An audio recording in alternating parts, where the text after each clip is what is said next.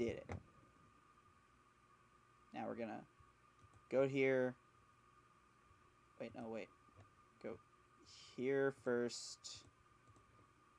And then turn this back on. Whoa, okay. Hello, everybody.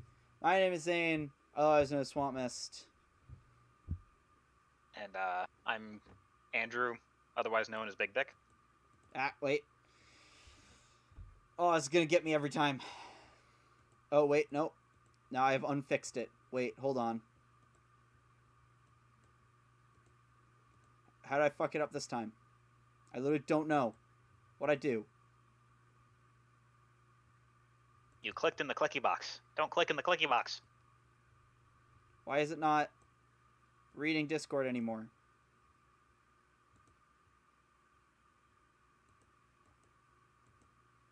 Oh, I turned it off and on again and it worked.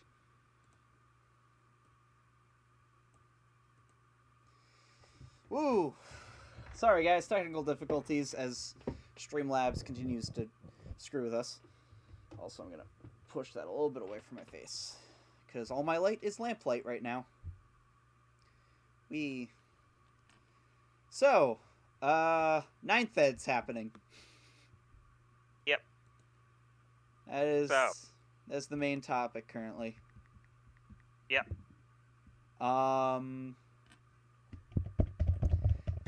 And we're just gonna talk about random stuff, maybe talk to the chat a bit. The huge.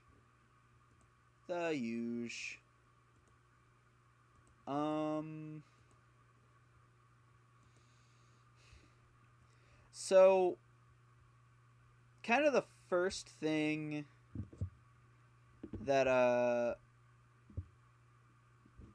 that comes to mind for me when thinking about Ninth Ed right now is,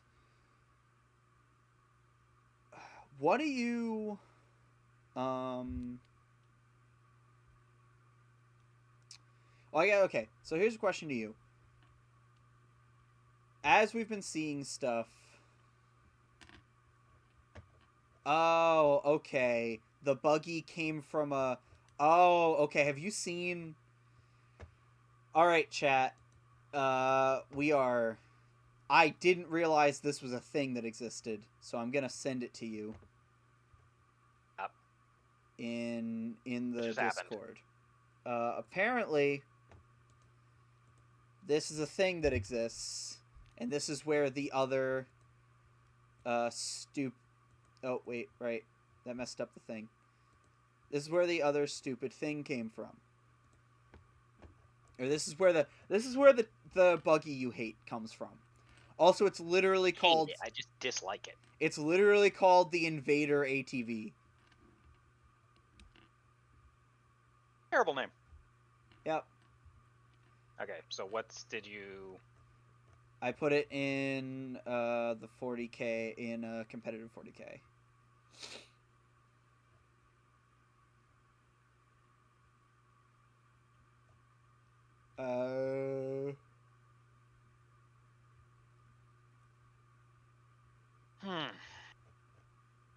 Yep. So that is going to be the like Punisher cannon from the Repulsor with a dual bolt rifle? Yes. And then Fire Strike servo turret locked down the battlefield. Heavy something. It is a tarantula turret. It's a tarantula turret. Non-IP infringing tarantula turret. Not infringing on their own IP. Yes. Yep. And it has a twin accelerator autocannon. Or actually, you know what? Can I just, since we're doing this, I might as well just try and add this source and see if we can do that. Can I window capture? Hust and heavy destroyer. So it's not a locust. It's a locust. It's a locust hust. Yes. I just needed that extra huh.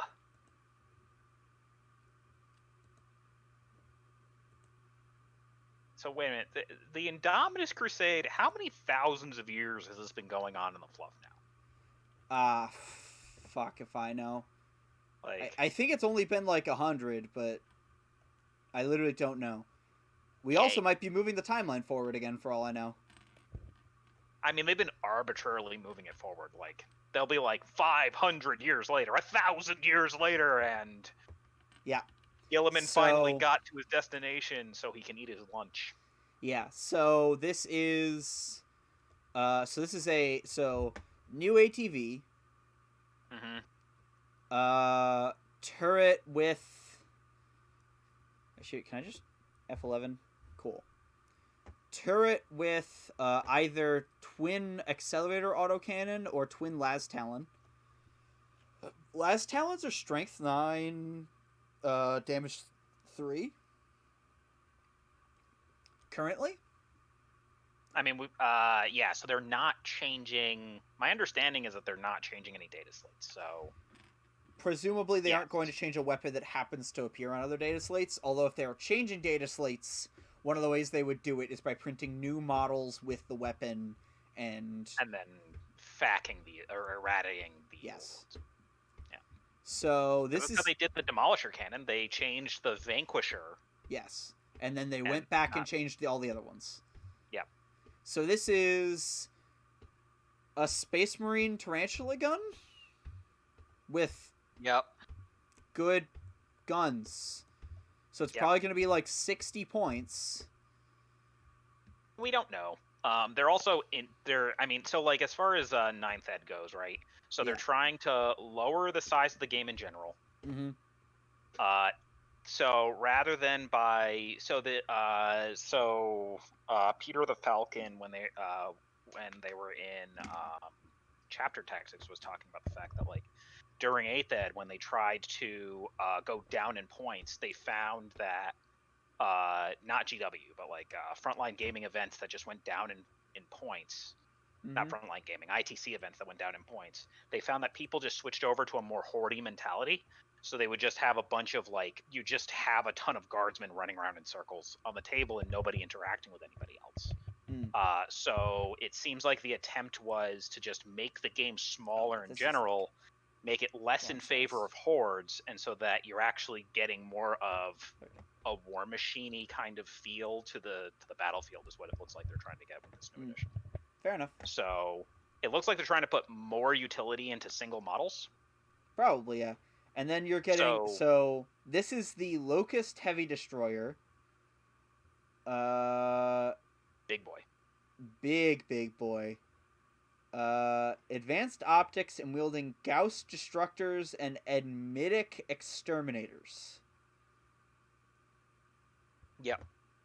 I mean, okay, so here's the thing. This is telling me that we're getting anti-tank guns and Necrons, and that's all I fucking ever wanted. Yep. I'm interested in what they end up doing with the War of the Worlds Walker over here. Yeah, so it's a Doomsday Blaster. So it's the same weapon on the Doomsday arc. So strength 10, neg 4, d6 damage. If it doesn't move, and then if it does move, it's another stat line. Are those rules on the gun, or are those rules? Those rules are on the gun. Okay, that's interesting. Yeah. Okay. Mounted to the back is they can be fired on the move, or they can remain stationary to unleash its full cataclysmic potential. So yeah. So it's gonna be the same gun that's on the Doomsday arc, which is pretty fine. I mean, if they lower the points of the chassis for the gun, you can have more of the gun on the table. Yes.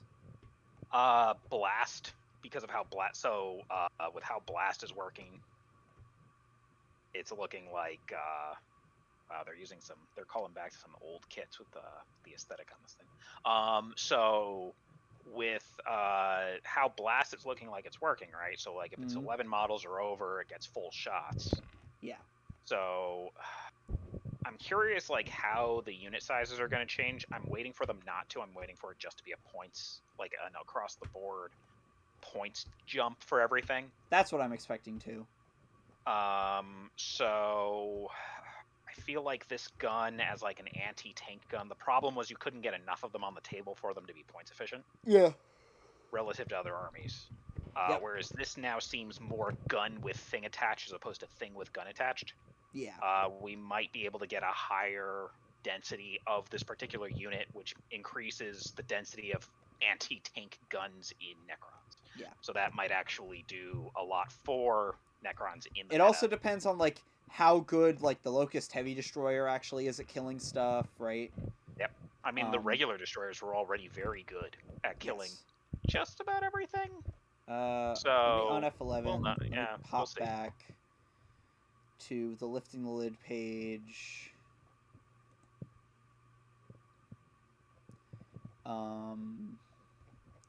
Because what I'm interested in, and the Marine stuff's cool, right? Like we've got long range Melta on T5 3 wound models.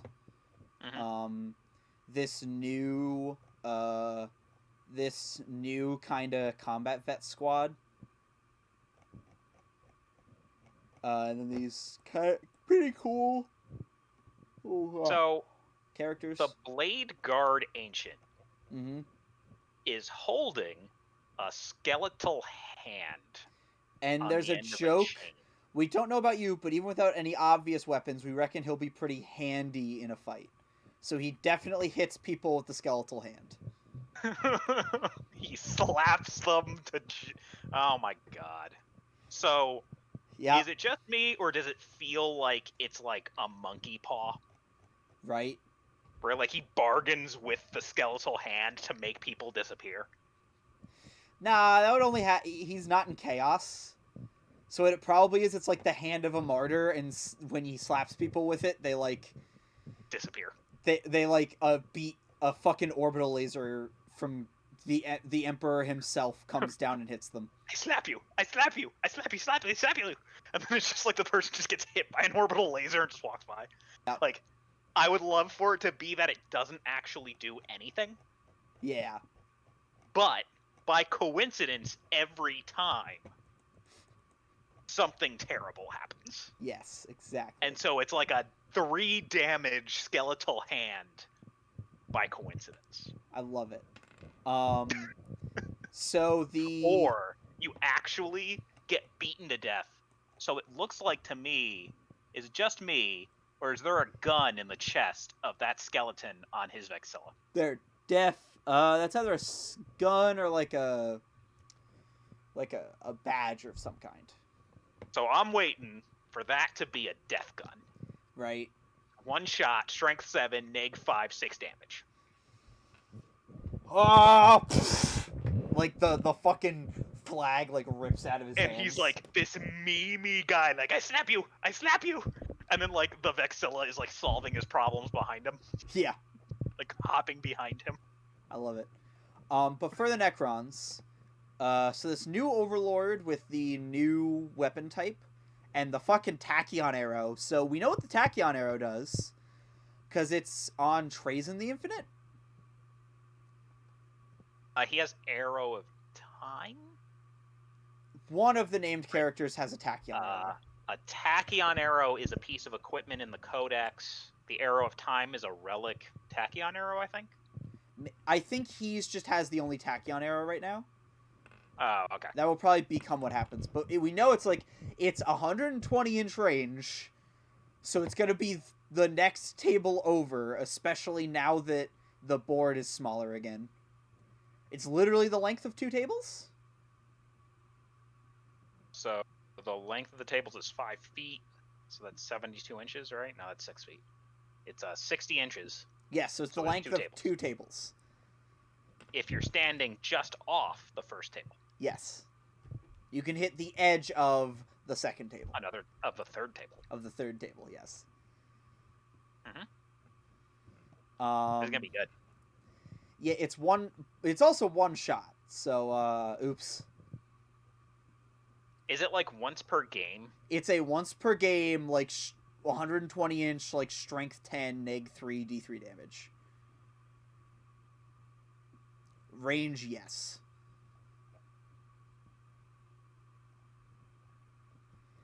Yeah, so it's looking like the Space Marines in the kit are meant to be go get you, right? They're like all melee, decked out with like shields and Volkite guns, and except the 3 dudes with long range Melta. And then there's a guy with a time machine. Yeah, the giant bastard sword and a fucking space marine time.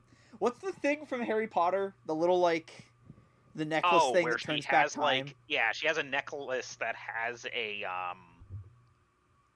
the fucking time stone. It has like the sand thing. Yeah. Where she can like turn it upside down and she can calculate I how far assume back that's what this one is doing. I'm wondering what it's going to do in terms of game rules, right? Like I have no fucking clue. Not the foggiest. What is it? Who's the custodian's character? He has the name. Oh right, yes. Fucking. So he has a relic that is like this little thing that he holds, that he has on his belt. Mm-hmm. That it's like the moment bracer or something, where he gets to literally steal a moment back. Yeah. I assume it's going to be like that. Yeah, I assume it's going to be like... So he can recover D3 wounds. Or fight again. Or he can recover D3 CPs up to the value of the stratagem that you used. Mm-hmm. After and so I'm assuming it'll be somewhere in that area. Yeah. I would not be surprised I'm waiting for it to just be healing or fighting again. Yeah. Because it's something you can use to manipulate time and ensure the death of his quarry. So probably fight again, but I could also see a world where it lets him fucking deep strike onto his quarry. I could see deep strike. I could see it could be like a deep strike that must end within an inch of the chosen enemy model, and he can't make attacks against anything else. He is in combat with that thing. You do it instead of charging, he deep strikes onto the model, has to make all his attacks against it, and then dies after. I don't think it's going to be that. So I think what it's going to be is some kind of freeze them in place kind of thing, or he fights twice. Yeah. It's going to be one of those two. Because he's not, that just sounds broken. Yeah, we'll see. So Royal Warden. It's also just a timepiece. It's just a thing of sand. Yeah, I don't know why it's gonna have special powers, but apparently it will. So then you've got the support, probably not a character, or probably not an HQ. I'm assuming this is a character elite who has a relic Gauss blaster, and I'm just gonna assume relic means it's mastercrafted. Are you talking about Necrons? Yes. Sorry.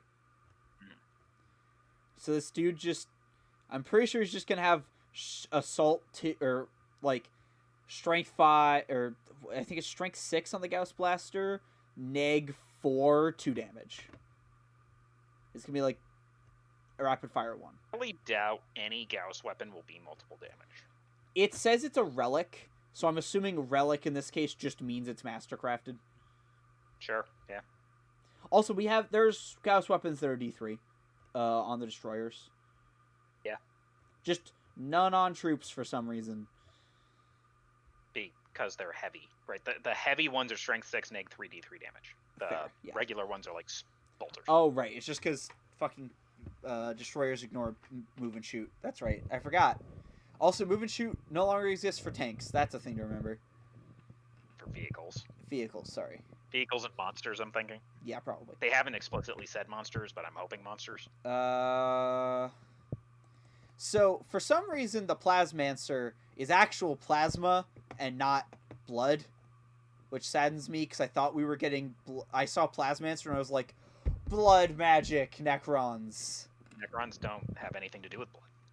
But... They are very, quantum physics. No, who is it? The one dude, the Illuminator Solaris. His model is him sucking the blood out of, a Space Marine. It was a soul. No, it's blood. It's specifically, red and liquid. It's painted to be blood. Interesting. Because they've never really done that. Because souls in 40k are not red. They're, ethereal soul color. They actually really don't... I can find the image, right? Ghosts tend toward being, a blue. Yeah. Yeah. And they don't really do souls. They do like ghosts and phantoms that are like usually Illuminor like demons or spirits. Let me see. But whatever. Yeah. Yeah. So like, it doesn't really matter. I'm showing it on stream. It's okay. Sorry, it's not. It's like a imperial priest, and he's sucking he's sucking the flesh and blood off it, because you see like his hand is like all like the living parts being ripped off, leaving a skeleton behind. That's so weird. Yeah. So I thought Plasmancer meant that they were going to do what he's doing. Right? That'd be cool. I highly doubt. No, it's specifically that they're shooting plasma. I don't know why Illuminator Ceres is just ripping the flesh off a man. But he is. With magic. Because metal. He's just magically ripping the flesh off this man. Then we have Cryptek bodyguards. Big, dumb Destroyer Lord. With a fucking...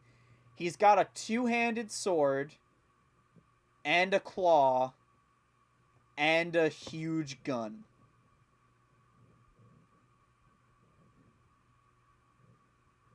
Yep. Which is what the Enmitic Annihilator is. So that's a new weapon that's on it and the Canoptech Reanimator. And then the Melee Destroyers, who I am fucking hyped for, because I think Melee Necrons are really cool, even if they're never good. But also they're waiting for them not to have a way to get delivered fast enough, but we'll see. We'll see. I mean, if there's any charge buffs for them, you can, which at minimum, assuming that any of the books stays the same, right? Because Necrons are probably just getting a full new codex at this point. The Cloak of Darkness or whatever still exists. If Lords still do the same thing, you can give +1 to charges pretty trivially. The important part for me is that they're destroyers, which means they're probably going to reroll something base, and then I'm almost certain you can spend a CP to reroll everything. That'll be nice. And full rerolls in melee with real weapons.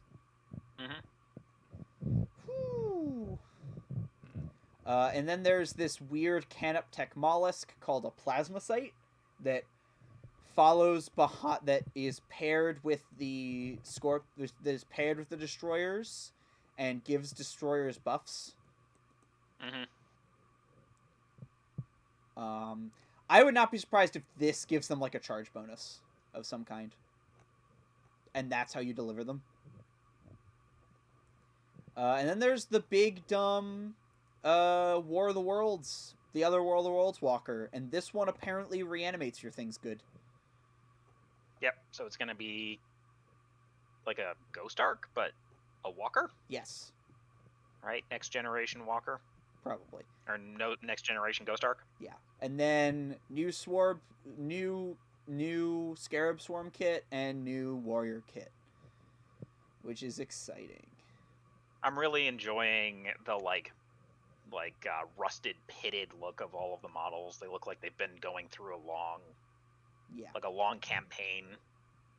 And they're because both sides, right? The armor on the Space Marines and the Necrons. So the Necrons both look like they're used, pitted and cracked. I'm actually looking at it on the Marines, and there's a little bit of scuffing. Yeah, not as much, right? So it's more in the paint job on the Space Marines. It's more in the modeling on the Necron. Yeah. Yep. I see it a little bit on but not much. Yeah. But it is much. They're going to be showing the Space Marines also. So to my understanding, the way that they're showing their how they're much more experienced, right? There's much more churchy bullshit filigree, purity seals and scrolls, things like that, in order to bless them, right? So they're more religious at this point, right? These guys aren't straight out of the clone vats or whatever the heck the whole thing is with Primaris, because I haven't read any of it. Yeah. But it's looking like they're much more experienced. They've been on campaign for a long period of time, and I'm looking forward to. Wow, I just realized I probably should have. Okay, so I have had us on the actual images. I just realized you're talking emphatically enough. I should swap us back to the Discord real quick. There we go. We are back on the Discord view. Ooh. Oh, but you lagged horribly as soon as I did it. Yeah, my camera's lagged, it looks like. Or why? Let's see. Oh, no, you're fine for me, but you're flagged here. Let's see if I... Oh. Alright, so what if I close Discord, reopen it? No, what if I turn it off and on again? Ah, yes, turning the view off and on again fixed it. Good. But yeah, this box is just huge as fuck, too. Like, it's like a full army. I'm definitely going to be... Less so for the Marines. It's like, it's almost a battalion for the Necrons, right? Looks like it. I mean, we don't exactly... I'm not 100% sure how the detachments are going to work, if it's going to be the same detachments with different rules, or we know for a fact that that the core 3, so patrols, battalions, brigades, still exist. Okay. And in the same way, they haven't been changed. Battalions, the only change is you come with 6 elite slots now, but none of them are required. Okay, and it used to be 4? No, it used to be 3. Elites were the same as the heavy support and fast tech. So now it's 2 to 3 HQs, 0 to 6 elites, 3 to 6 troops, 0 to 3 fast attack and heavy 0 to 3 fast attack, 0 to 3 heavy support, 0 to 2 flyers, as many transports as you have infantry. My Grey Knights are going to be having some fun. Yeah, they're single battalion. Woo! Yep. So the other thing we know is that those 3 are the only detachments that will have the benefit of, if your warlord is part of them, you don't pay CP. For them. So you basically are supposed to get 1 free detachment, because you're going to have a base detachment that's going to be one of those 3 base things. Yeah. But so it's looking like custodes are going to be maybe even a patrol, right? Yeah, so they have killed... So that what they have done is they have effectively killed off... or Loyal 32, heavily taxed... Yes, A. And also B, the ability to put, like... And you might still take those, right? So, like, maybe. It depends on if knights can even get a refund for having their warlord. I see a world where knightless never take a warlord trait on the knights, or never have a warlord knight, and just play. I'm not looking at it now. It's not going to play that way, because every time they've been put into the game, they've gotten a custom detachment rule that lets them field a warlord, because the whole point is they're knights, right? They're like Bretonnian knights in 40k. Yeah. So like they better be able to have so they're gonna have that like named character, Sir Bertonius Berilius Maximus Marilius, whatever the fuck, like 16 names, and he's gonna have all of these crazy things that make him special, and so he's gonna end up being they're gonna have a way to make them a character. They're gonna have a way to make them into a warlord normally somehow. Right, they're going to do it. That's how they're going to do it, because they always do it. Sorry, not they can't be a warlord. I think there's a chance that there's no way for them being your warlord to pay you back on CP. They'll give them a special rule. They've done that in every edition that they got released. I would assume so, but there is a chance that knights just can't refund CP by having their warlord be a knight, so you just stop taking your knight as a warlord because it costs. Seeing that happening because they're looking for ways to do single faction armies more. Yeah, right. So it'd be weird if they tax single. I don't expect that to happen. I would assume that they would think about it for about 15 to 30 seconds and not have that happen. Yeah, I also think there's a chance that knights get, like, depending on how much they're taxed for CP, you might still just take a battalion with a real HQ, so you have troops. Like, I could see, like, Chaos Knights taking, like, a demon battalion as the main force, and then Knights taking have 3 knights. always... So Knights have always... Chaos Knights and regular Knights have always been very CP hungry. Yeah. They took other forces to give them CPs, to have the CPs to fuel themselves. Now, because those but forces they also will be taking used CP those away from them... They also used those for board control, right? Like, part of it is how important is board control going to be. Are Knights going to be able to, like... Are Knights going to be able to avoid the issues they've had with just getting move blocked, right? Like... So the way that they worked in 8th, right? So if you're facing up against an infantry block, you would charge into them and then fall back over them.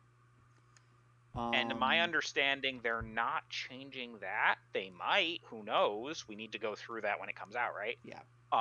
But it's... So as far as, like, I want to check, ability to project a lot, threat... And also, this might just be, like, the other podcasts being silly, but, like, having listened to, like, why Knights haven't been doing well, one of the main reasons is that infantry move block them. Like, you actually do just fill the space they would move with infantry, right? Yeah, and that was when you could have an arbitrary 90 guardsmen and a list that did another thing. That's fair. So, like, it also might be everyone's right? getting rid of infantry, so Knights don't pay for it as much. That's also fair. But that's what I'm expecting. Because even, like, looking at 8th edition, so looking at, like, how the tabletop simulator tournaments were running, on tables that have more finite terrain where you can move around it a little bit easier, Lords of Slaughter have been doing really well. So Lords of Slaughter and, like, Chaos Knights at Knights have been doing Lord pretty of Skulls? well. Yeah, that one. The Lord of Skulls has been like an apex predator in Makes that sense. meta. So their ability to board control, they have such an extended band of threat that they are not one model. They are just a giant amalgamous threat bubble on the table, just for being this giant model. I think the other question for me is how mission scoring is going to work now that GW missions are just being written by fucking Frontline, right? Effectively. It's the opposite. So Frontline gaming missions are being written by GW. Sure. So they had input early in the system, or early in the process, and then GW ran away with it. Right? Ran away with it, maybe in a good way, maybe in a bad way, who knows. Yeah. My understanding is that you will score some or all of the missions will be an action that you do, and it'll be a special action. So there's been, like, a psychic power that you cast to get points. There's also like, raising the banner, things like that. But, like, the secondaries are all, as far as we can tell, the secondary system is pulled straight from ITC. It is heavily inspired by it. Okay. Yeah. I'm assuming the secondaries aren't the same, but, like, down to the fact that the secondaries have categories and you have to choose. I think you have to choose, like, it's like current ITC. You have to choose, like, one of each category. Yeah, I'm expecting it to be. Let me see if I can find this. So I'm expecting it to be something along the lines that you're going to need minor units of one kind or another, right? So you're going to need infantry, or, for me, strike squads or whatever, and those will perform an action to score points. Yeah. So I'm expecting there to be some kind of thing where, like, secondary 1 performs psychic power in order to get points.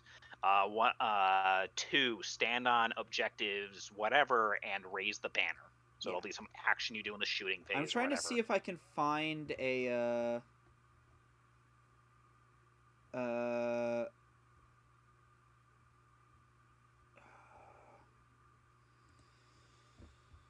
I'm trying to see if I can actually find. Maybe it is the big preview. I'm trying to find where is the mission previews? Yeah. Let's see. Warhammer Community. Let's see if I can go through their recents and find the line of sight. Taking flight. Alright, that's the flyer info. I think I read this? Or maybe I forgot. I have not been reading this stuff, man. Terrain rules and line of sight. Adopt a Zote. Having a blast. Tanks are back. New box set. Return of Fabius Bile. Skies of Fire. 4 sizes fit all. Where's the one with the picture of Mike Branton cartoon trying to talk about taking command of point? Because it's that one. It might Mash Play points in an app, I think, is the new one. Yes, it is. This is the Mash Play one. Mash Play missions. Okay. When you are instructed, and I'm gonna swap this back to the main view. So when you are instructed to select secondary objectives, you can select from any presented here in addition to any secondary objective listed on the mission you are playing. You can score no more than 15 VPs from each secondary objective you select during the mission. Each secondary objective listed below has a category. When you select secondary objectives, you cannot choose more than one from the same category. So it is very much mirroring ITC. So there's a score. So like one of them from Purge the Enemy, which is the kill points ones, is score 3 VP for each enemy character model that is destroyed at the end of the game.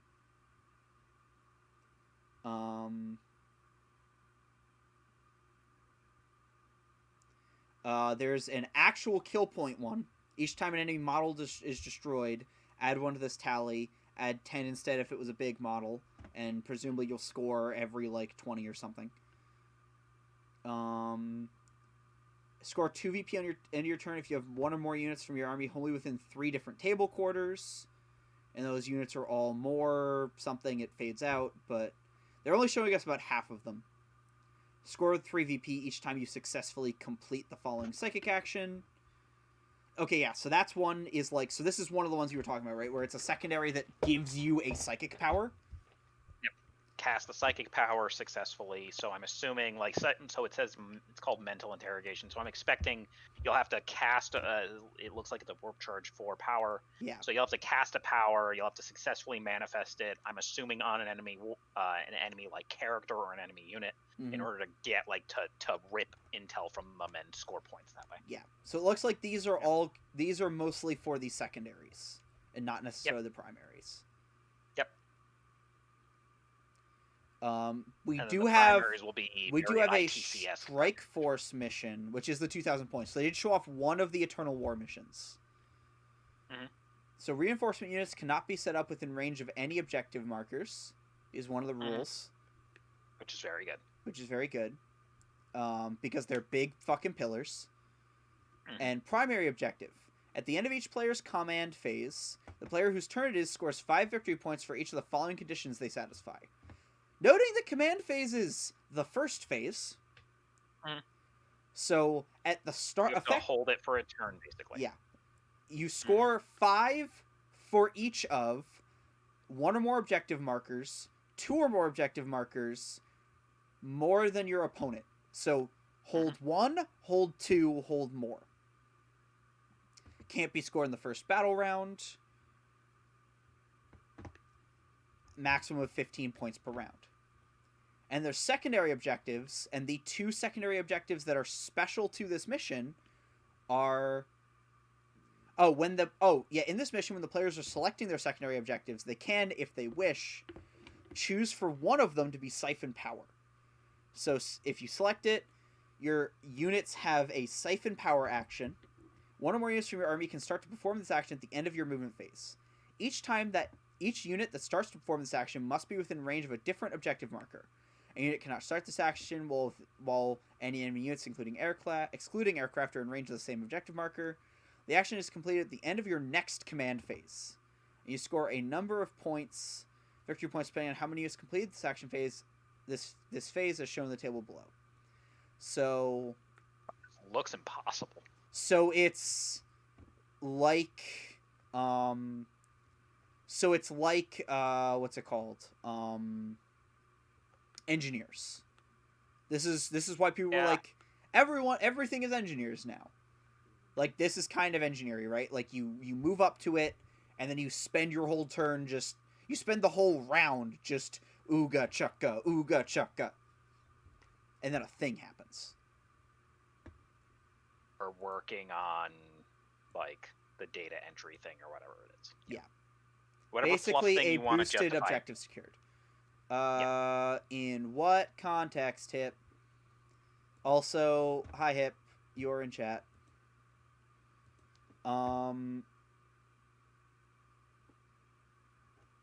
There is presumably a still objective secured. I don't know how objective secured works for these. It looks like you can't do this at all, even if you have an obsec and the opponent doesn't. Yeah, just looks to see if there's an enemy model. So things like knights, so like high quality models will be able to turn that secondary off pretty easily. Yes, except aircraft, which is notably non-hover flyers specifically. So like, most like outside of the flyers that have two modes, like the Helldrake isn't an aircraft, right? It's like all the flyers that had hard to hit was the list. So it's a really interesting mission. As in, secure, hold the point for more VVs if you're willing to sacrifice your actions. Oh, yeah, okay, yeah. Kinda. Yep.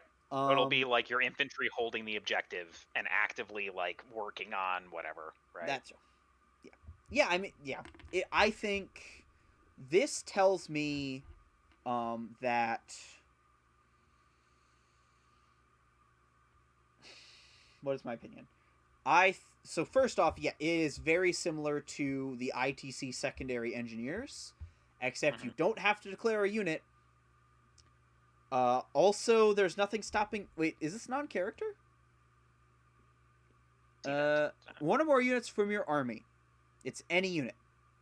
So I'm looking at like, what I'm thinking will end up happening to the Grey Knights army, right? So like it used to have 6 squads of 5 Grey Knight or strike squads. Yeah.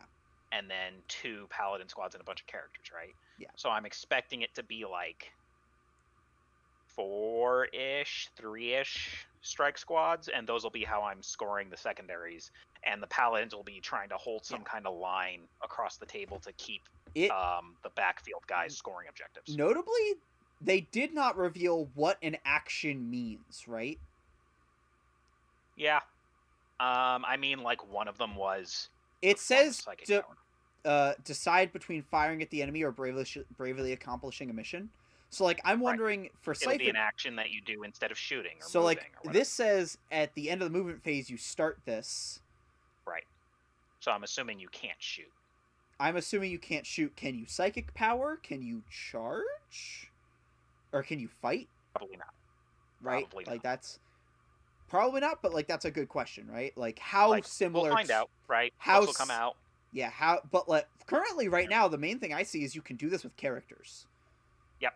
So it's looking like maybe the sniper meta will get even more snipery, right? Being able to force your opponent, trying to, or doing something along the lines of being able to take out, like, let's say the guardsmen in like a guard army, taking out all of their guardsmen so that you force their characters out into the open so that you can, because they have to score those secondary objectives, right? Yeah.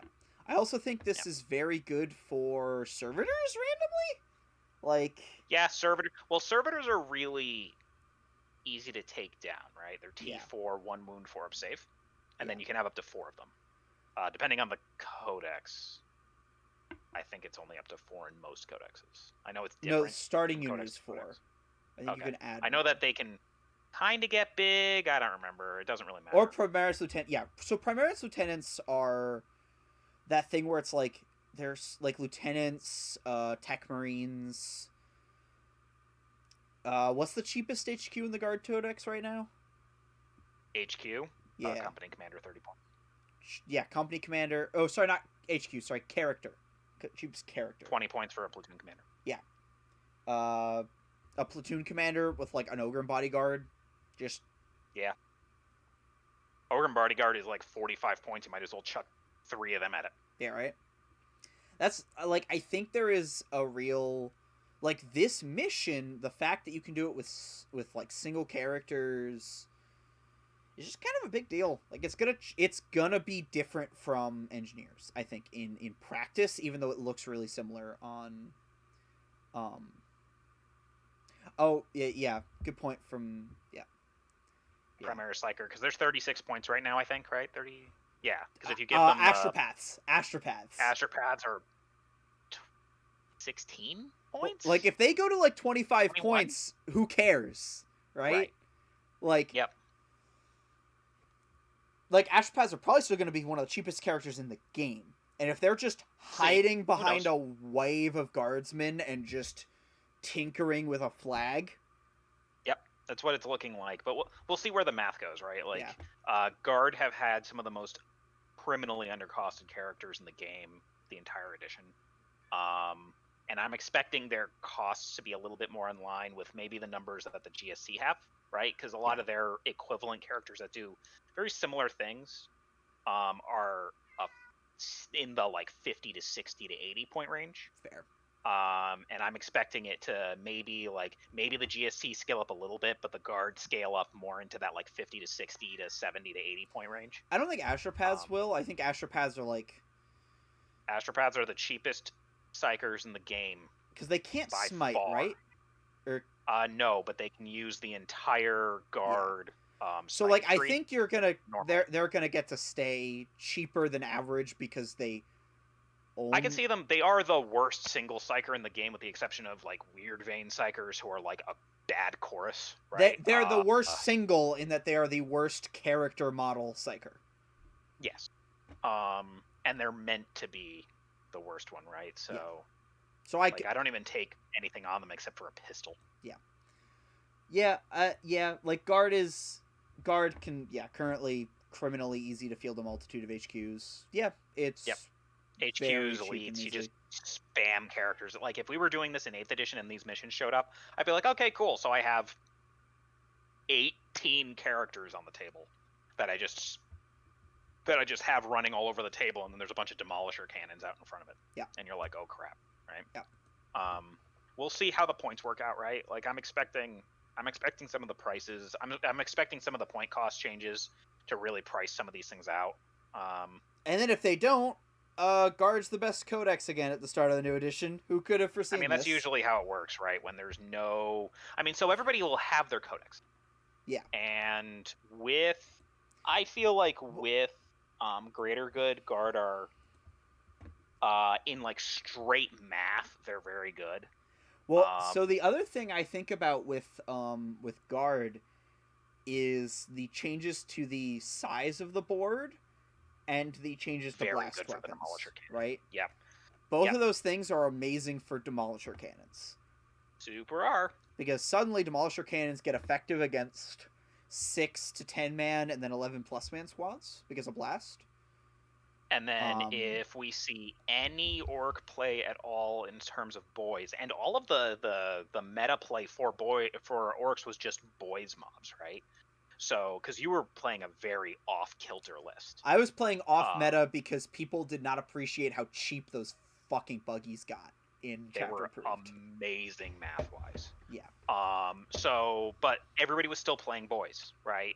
So, looking at it, like, if they're still trying to play boys, right? Let's see what they go up to. 6, 8. They're actually 7 points right now? Something like that, yeah. Right? Like so if they go to 10 points apiece. 9, 10 points. And if they're trying to have like 150 boys, right?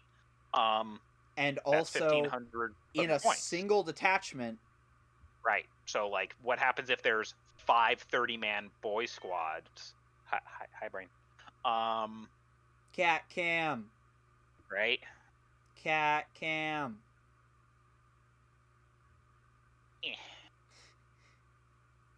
He's like, no. I don't wanna. But yeah, and then like with wyverns, right? They shoot 46 shots. So if they're maxing out at 11 plus, that's 24 shots. Mm-hmm. So I actually have to see if wyverns are a blast weapon, right? Because they're such a weird. They better be. They're a shrapnel quad cannon, right? They shoot shrapnel bombs. Yeah, they better be, but who knows, right? Right, waiting for them not to be, and then that means you might be able to shove them in people's faces and shoot them into melee. Yeah, or like they get like some kind of weird, like they get errata the thing that makes it weird for me is that their base shot number is too high for the 6 to 10 range to do anything. Because it's like, minimum of 3. Cool, they roll 3d6, or they roll 4d6, so that's Their lower than their theoretical level. 4. Right. So it's like, I could see a world where some of those, like, I don't know how many changes, to, like, errata to expect, like day 1 errata. Yeah, okay. Yeah, so one thing, yeah, blast weapons, one of the big rules now is that all tanks can shoot into melee. But you can't shoot blast weapons in melee. Right. And that's the price you pay for them being blast weapons, right? Yeah. So I'm pretty sure you have a bunch of side guns on your tank, right? It's looking like, depending on how the math works out, just about every tank will, and like the fact that the guard can cover themselves in flamers, means that you'll have a bunch of heavy flamers on the side, front and sides of your thing. Nominate shooting out of melee with the blast gun and hoping that you take out everybody who's engaged in melee with you, so you can fire the blast gun out of melee. Yes, because that is something you can do. They did note that you can choose to target guns outside of melee and then shoot them if you successfully kill yourself out of melee. So like it's looking like is it Mordians? No, it's Valhallans, who can shoot into melee to try to like kind of withdraw out of melee via shooting their own guys and killing guys off of their unit, right? To try to like plank off of your own tank a little bit to try to get the guys out from around it. It finishes them off out of melee, and then they can fire their main cannon. There's been rumors that, you know how in it's not Titanic, it's Apocalypse. In the Apocalypse, the new Apocalypse game, if you are out of coherency, you disappear. And there's rumors that will happen to speed up the game. So they'll have to kill themselves so that they're still in coherency, is what I'm thinking may happen. Oh, I am not a fan of that, but also speeding up the game's good, so I guess I'm in favor of it. The games were going too long. It was almost impossible to finish a game for an average player, right? That was a huge problem we had in all the different events that we've been to. It was a huge problem where anybody who wasn't a semi-pro level player who really knew their army and their opponent's army just didn't finish their games. So hopefully the game gets a little bit simpler, a little bit faster, and then we can speed up the game a little bit and get more games in a day, right? Yeah. I'm interested to see... like the tables are smaller, so... Yeah. I'm interested to see if ranged or melee gets... So, like, GW has been asserting this is going to be a good addition for melee, right? That is their opinion. Because of the smaller board size, etc., etc. But I do see some of that, right? Like, I was listening to Chapter Tactics while at work, and one of the main things is, hey, you can't fight, or if your units are having, sorry, I'm word souping. The onioning tactic, right? Your favorite, the guard go-to, really, is a lot harder when there's either less no man's land or less bodies, or both, or less bodies or less physical, like, deployment zone, right? Like, some of the maps might have slightly less deployment zone. But also, like there's a lot of... The Demolisher build that I was doing is it doesn't have any extra guns. It doesn't have any extra stuff to get the tanks out of melee. I'm not going to have the points to have those 90 guardsmen. No. In addition to my 9 demolishers, right?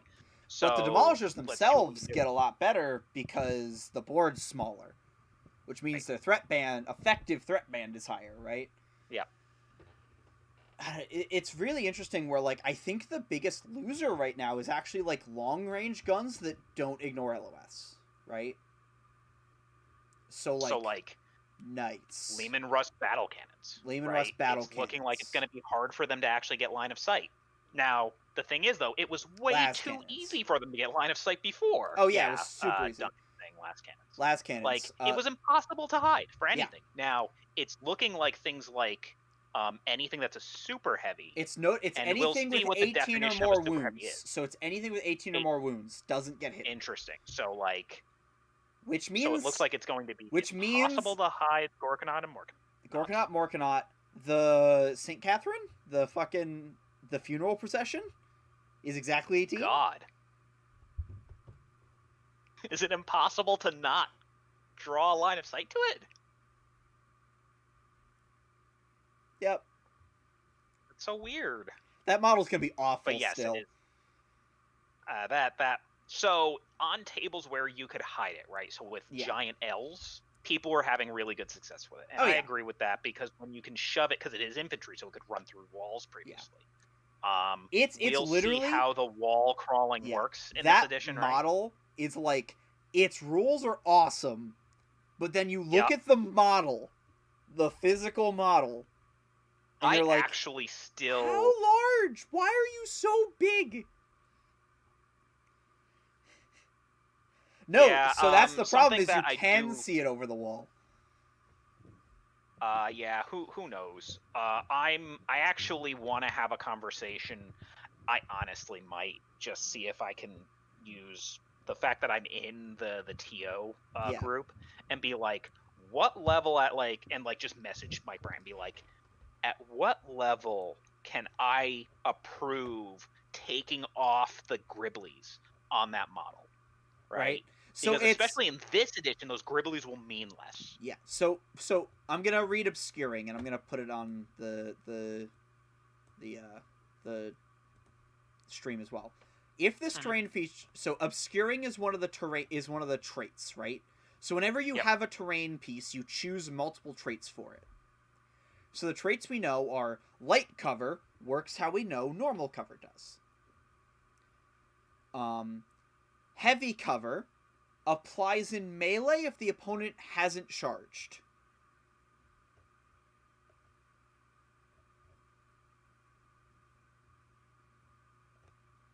That's the whole... So, like, if you get charged and you survive, as long as you are in cover, you get +1 to your saving throws the next turn of combat. And then Obscuring is, if it's at least 5, if the terrain feature is at least 5 inches in height, then models cannot see through or over this terrain feature.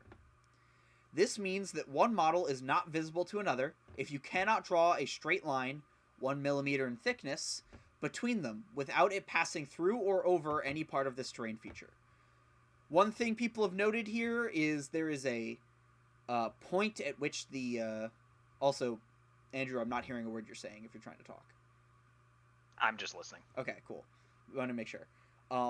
So one thing people have noted and made fun about in terms of abstraction, this means if you have 2 models, this, to me, basically kills multi-level buildings. Because if you have... Also, someone just... I should have that up higher, because someone just... Oh, I forgot our chat box exists. So now the chat box is actually on stream. So that'll be the tail end of the podcast. Will have a chat box. We did just get a follow. Hey, hit followed. Wee. I'm excited. But one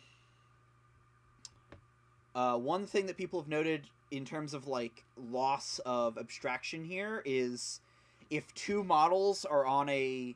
Like, let's say you have a building that is 7 feet tall and has, like, 2 layers. And you have, like, 2 of them. And there's a 5-foot tall building with the Obscuring trait in the middle. The models on the roofs of the buildings can't see each other because it passes over the 5-foot tall one. So to me... that'll be interesting. So to me, I just say we stop playing with multi-level ruins now. We'll see how it works out. Because you're gonna have to leave the... So my understanding is that objectives cannot be inside buildings anymore.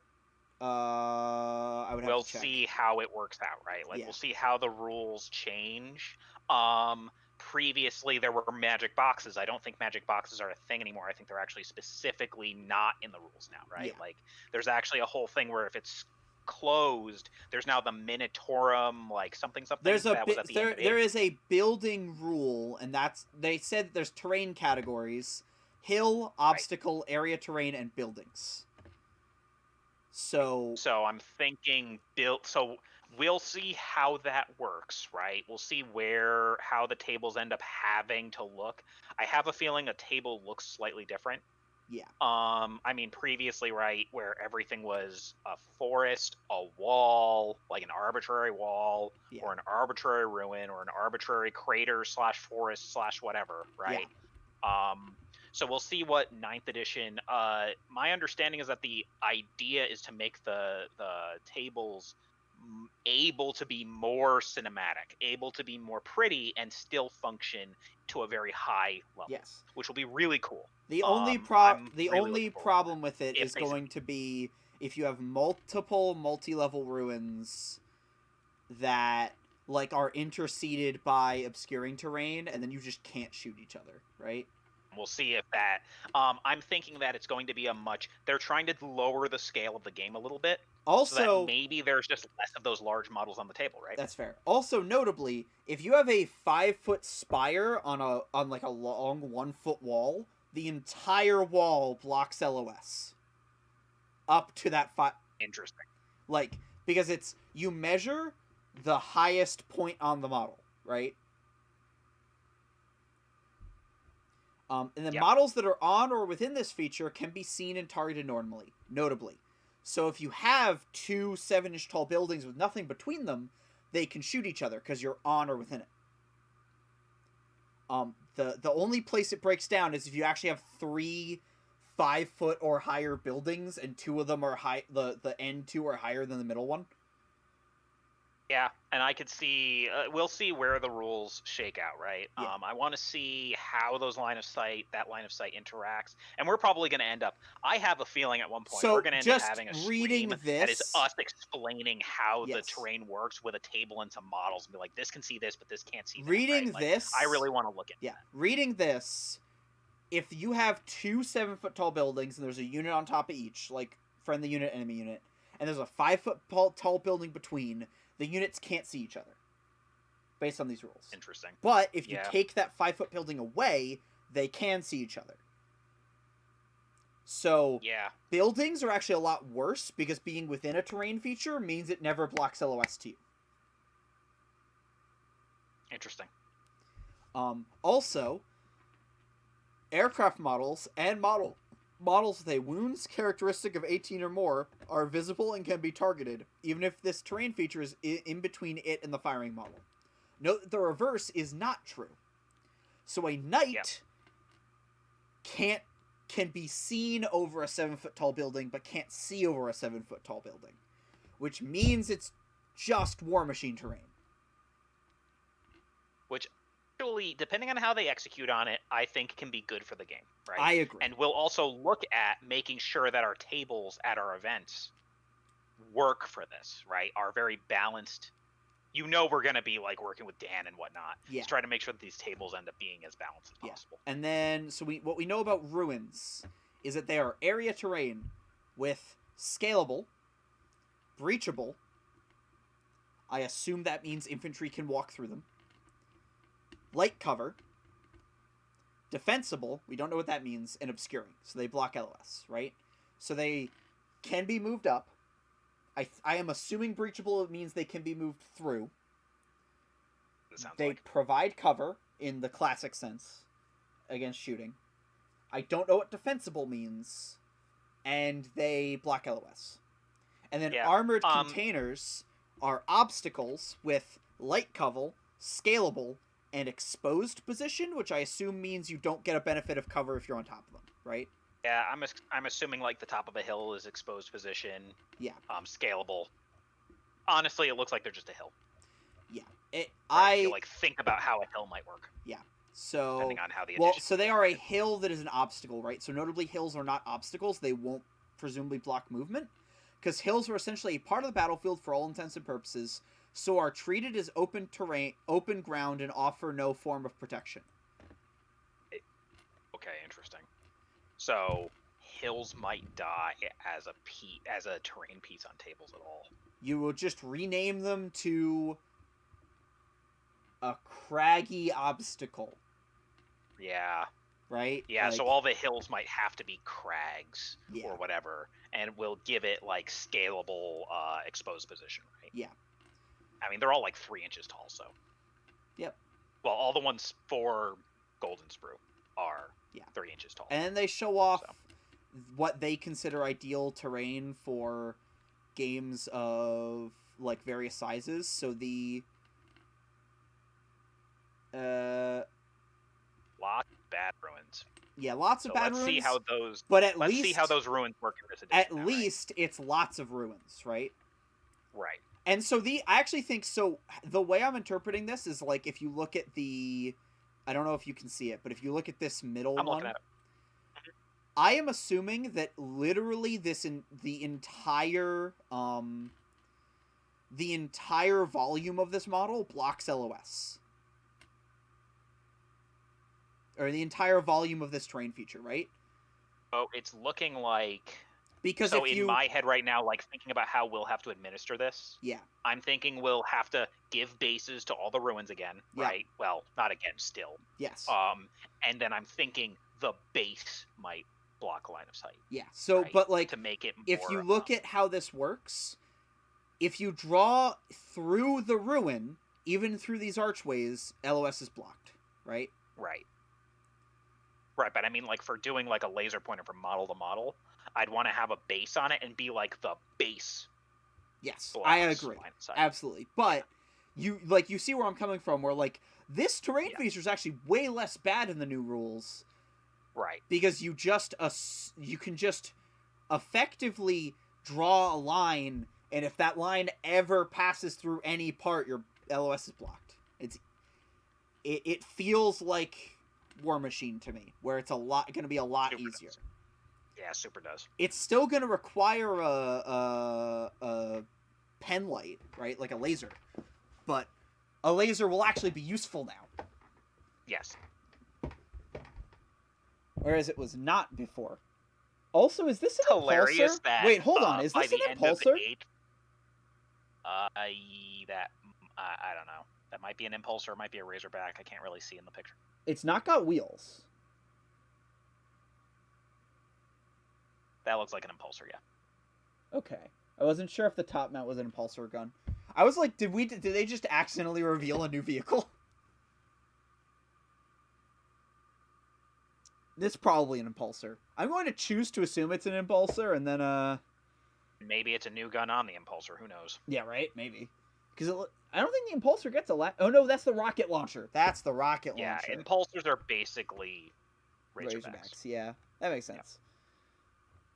Yeah. So this first image is less terrain than they suggest, and then this is like the correct amount. Which this seems more like a table I'd be like semi-happy to play on. Mm-hmm. Especially because like now we know that obstacles, which includes walls, offer the benefit of comfort to infantry, beast, or swarm units if the obstacle is in the way of the firing unit. So I'm pretty sure you're not going to have to be within an inch of walls anymore to get cover from them. Yeah. Which, if that is, I'm looking forward to really like tearing apart these rules and like really looking at them and seeing like how it works, different scenarios, how everything moves. And... Oh my god! Armored containers don't block LOS. So these don't block LOS at all. Well, they'll block some degree of LOS. They'll block LOS with their like actual model, but like, right? They will actually mostly be concealment, which is interesting.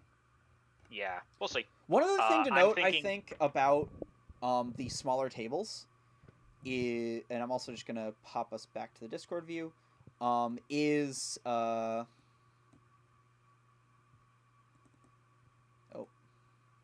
that closed, I guess. There we go. One other thing to note is that I I think there's going to be a lot of units like jump pack units, cavalry get a lot better with a smaller no man's land. Like even if the deployment zones are the same size. Yep. Thunderwolf cavalry come to mind as a unit that like almost got turn 1 charges semi reasonably. Wolfen. Yep. You know, like the White new Scars bikes. I'm really bikes. Looking forward because the fact that there have been no Primaris bikes up till this point, Cerberus Raiders, it was very hard to field them. Yeah, right? The new Mechanicus cavalry, like the fact maybe because one of them has an auto advance 6 and then shoot as if they hadn't moved or hadn't advanced. The Flamer one does, and then the Raiders, the Scout ones just have a pre-game Scout move. Yeah. So they can just stand outside the opponent's deployment turn 1 with the ability to fall back instead of charging. Or fall back when charged instead of firing Overwatch. I'm gonna have to do my full edition like math on the gun. At the beginning of 8th, I basically went through and did like the math on like the best guns in each codex. Yeah. On like actually on point for point, like points per wound inflicted on different targets from each platform to each other platform. So like guardsman or like veteran with a melt-a-gun or whatever. Yeah. Invariably melt-a-guns are like not great in math. Just because of the extreme variability. Yeah, it turns out. But yeah, I'm gonna have to go through and do that full like math breakdown. I might write it on Frontline. I might do it like just on our podcasts. Who knows? We should. Because usually I end up like, so there's the math hammer guy, and then I do the like. A lot of the stuff I did ended up being more like how to use it on the table, right? Mm-hmm. And I had my whole like mastery series that I did, which I'll probably end up just redoing here. Yeah. Yeah. But yeah, I think there's a lot that's going to be interesting with the new edition. I have no idea what I'm going to play between orcs, like actually getting orcs started, Necrons, because like 1 or 2 of that new box set is just a whole ass army. Like it's really looking like they're just doing fine tuning to balance all the points. Yeah. So that means that more things will be, because just about the nice thing about 40K, everything's completely playable except for the points values. Yes. You know what I mean? Everything's just a platform with a gun. Yeah. It's not like War Machine where there's like, especially in like 2nd edition War Machine, where like the vassals would run away if nothing was near them. Yeah, right? Or yeah, like where there were literally like negative rules, right? They've gotten pretty much rid of those negative rules. Yeah. And so now everything's just a gun on a platform. You know, it's a termagant with, you know, scything town. It's a gun or a melee weapon. It's a weapon on a platform, right? It's a weapon on a platform. Yeah. So long as they've just mostly been fine tuning existing models and then taking play tests of new models and kind of extrapolating them outright, these new Necron models really just look like Primaris Necrons. Yeah. So the question is, hopefully everything's a little bit more playable. It's very dependent on like what the new Marines and Necrons do, right? Like whether I hop back to them. I do, like, aesthetically, I do really like Necrons. So I would... Yeah, that, like, Egyptian, like... Yeah. I don't even know. Like, how would you describe them in, like, a couple words? Like, I'm trying to think of, like, how you describe... Robot... Death Machine.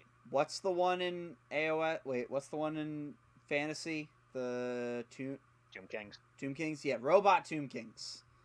I mean, yeah, that's the easy one. Right. I was trying to think of, like, words. They're a robot Egyptian Terminator Pharaohs. Yes, Terminator Pharaohs is the other potential option. Yeah, I think that's about where I would go, right? Like, yep.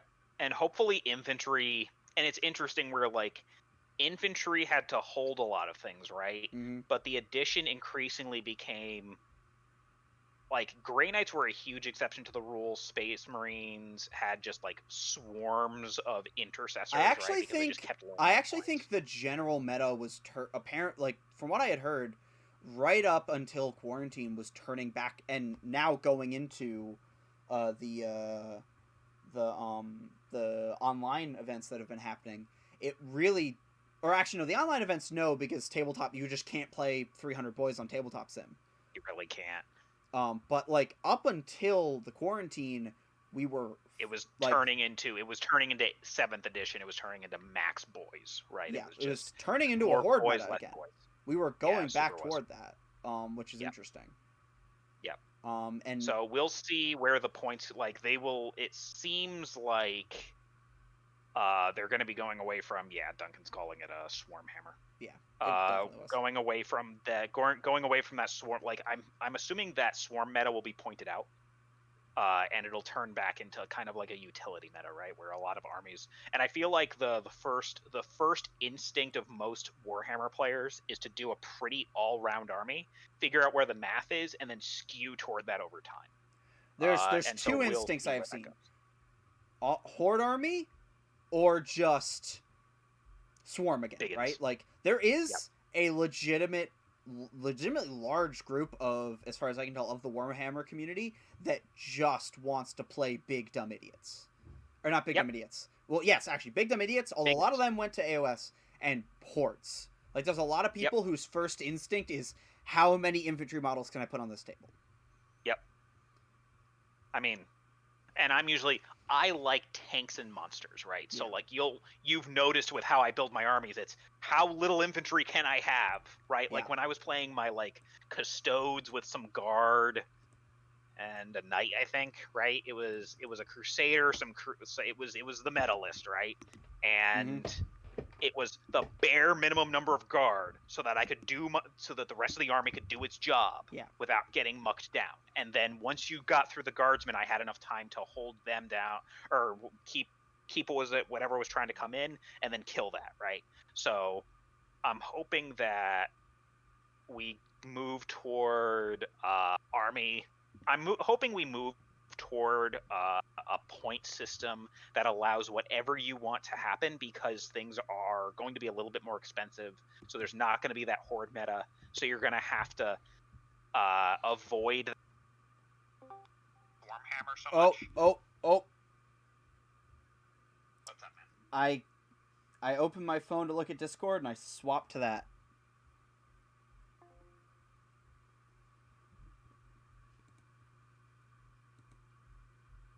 All right, sorry. Technical concerns. I opened my phone to look at Discord without breaking things, and it broke things. Yes, that is how that works. But yeah, so I'm really hoping that the math skews away from Swarmhammer, so that Swarmhammer begins to naturally happen anyway. It happens in a more measured way, right? So that armies are a little bit I think more it'll depend. We haven't seen the exact points changes, right? We don't know how much tanks are going up. It will go in the direction of the math, right? Yeah. Also, blast weapons are going to influence that heavily. Also, limited troop options. Like the fact that you're not going to be able to get multiple, like, guardsmen, right, at 10-man squad aren't as worried about blast weapons. But if you can't take, if you're maxed at 6 troop choices in a battalion, are you going to take a brigade to get 90 or 120 guardsmen? The game got smaller. I was only fielding 90 before. But you have to take a brigade. Fair, right? But like that is a significant enough decrease that it might be too much of one, right? But also, I mean, in the previous edition, we don't know how much 600 something points. Yeah, right? We also don't know how much tanks are going up, right? Like, how much are tanks going up?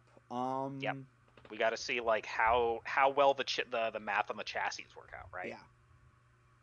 And so like, but I agree. Like with your base point of like most of the most things are just a platform and a weapon, right?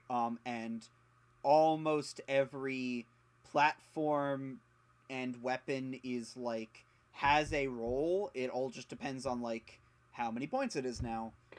Yep. And I'm okay with that, right? Yeah. Like I'm okay with having a pretty, like, strategically speaking, I feel that 40k, a lot of the complexity in 40k is execution on the table now, and I like that. Yeah. But also, It might not be.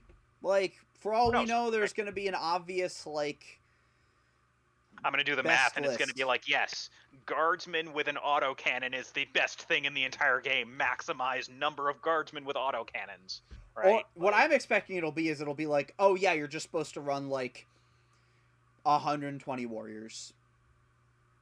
Maybe. Right?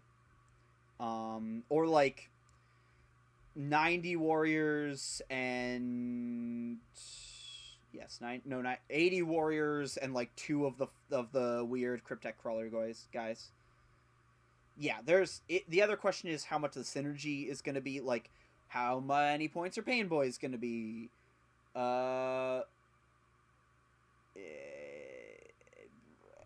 Like how are those rules going to get, like, also we don't know how much errata is happening, right?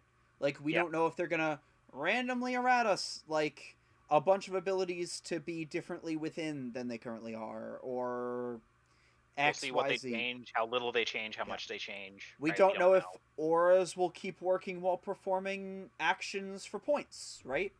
Like we don't know if VP will be influenced by, like, if your Master Apothecary can farm VP off of an objective while still providing his aura. That'll be interesting to see. Right? Like... And I'm wondering how much they're willing to FAQ and errata how data slates work, right? Who knows? Yeah, I don't know. Yeah.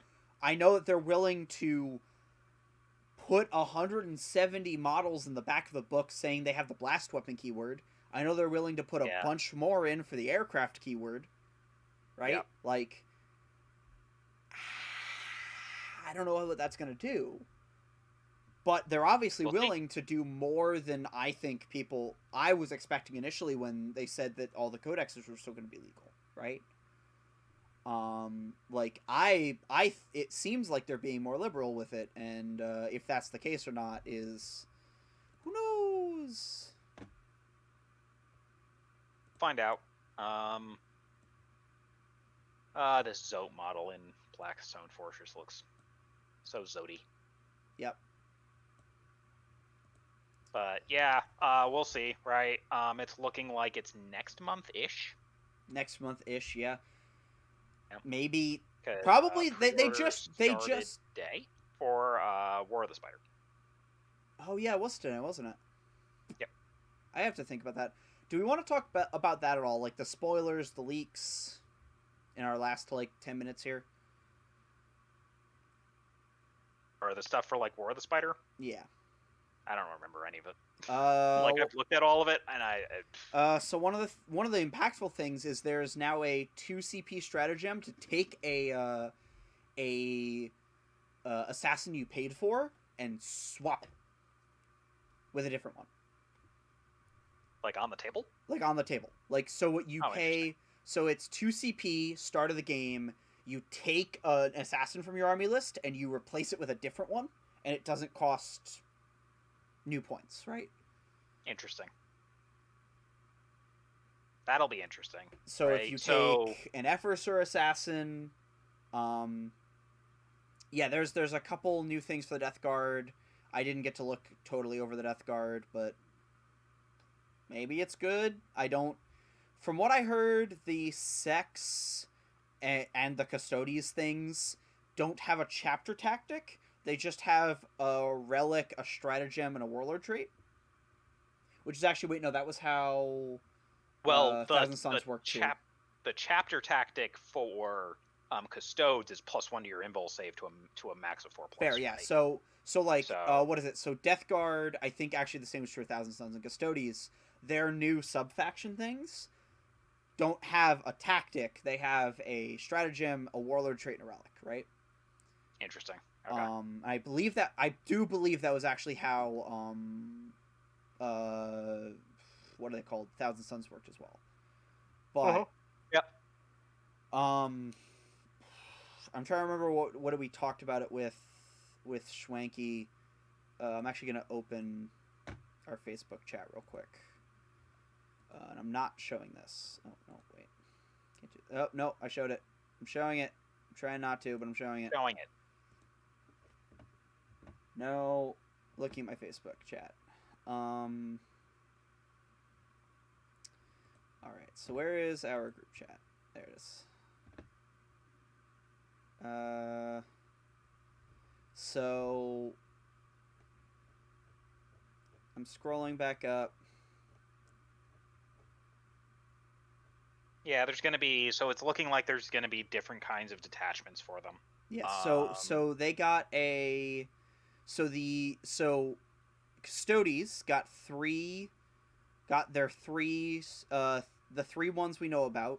So the Shadow Keepers, their relic is pick an enemy character unit within 3 inches, half its attack's characteristic, and reroll wound rolls of 1 for any model from any presumably Shadow Keeper model from your army that's attacking it. So yeah, your character picks an enemy unit within 3, halves its attack characteristic, and you get reroll wounds against it. The Warlord trait is characters are -1 to hit your Warlord, and your Warlord confers -1 save, which works on invols.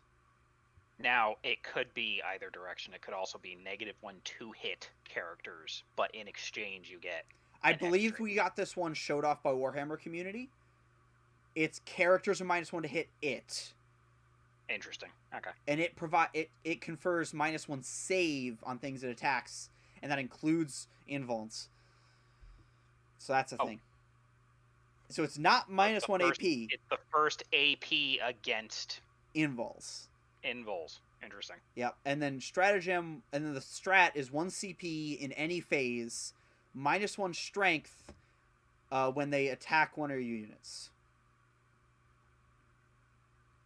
So I assume this means target one of your units. Their attacks targeting them in that phase are -1 strength, but yeah, who knows? And then Solar Watch.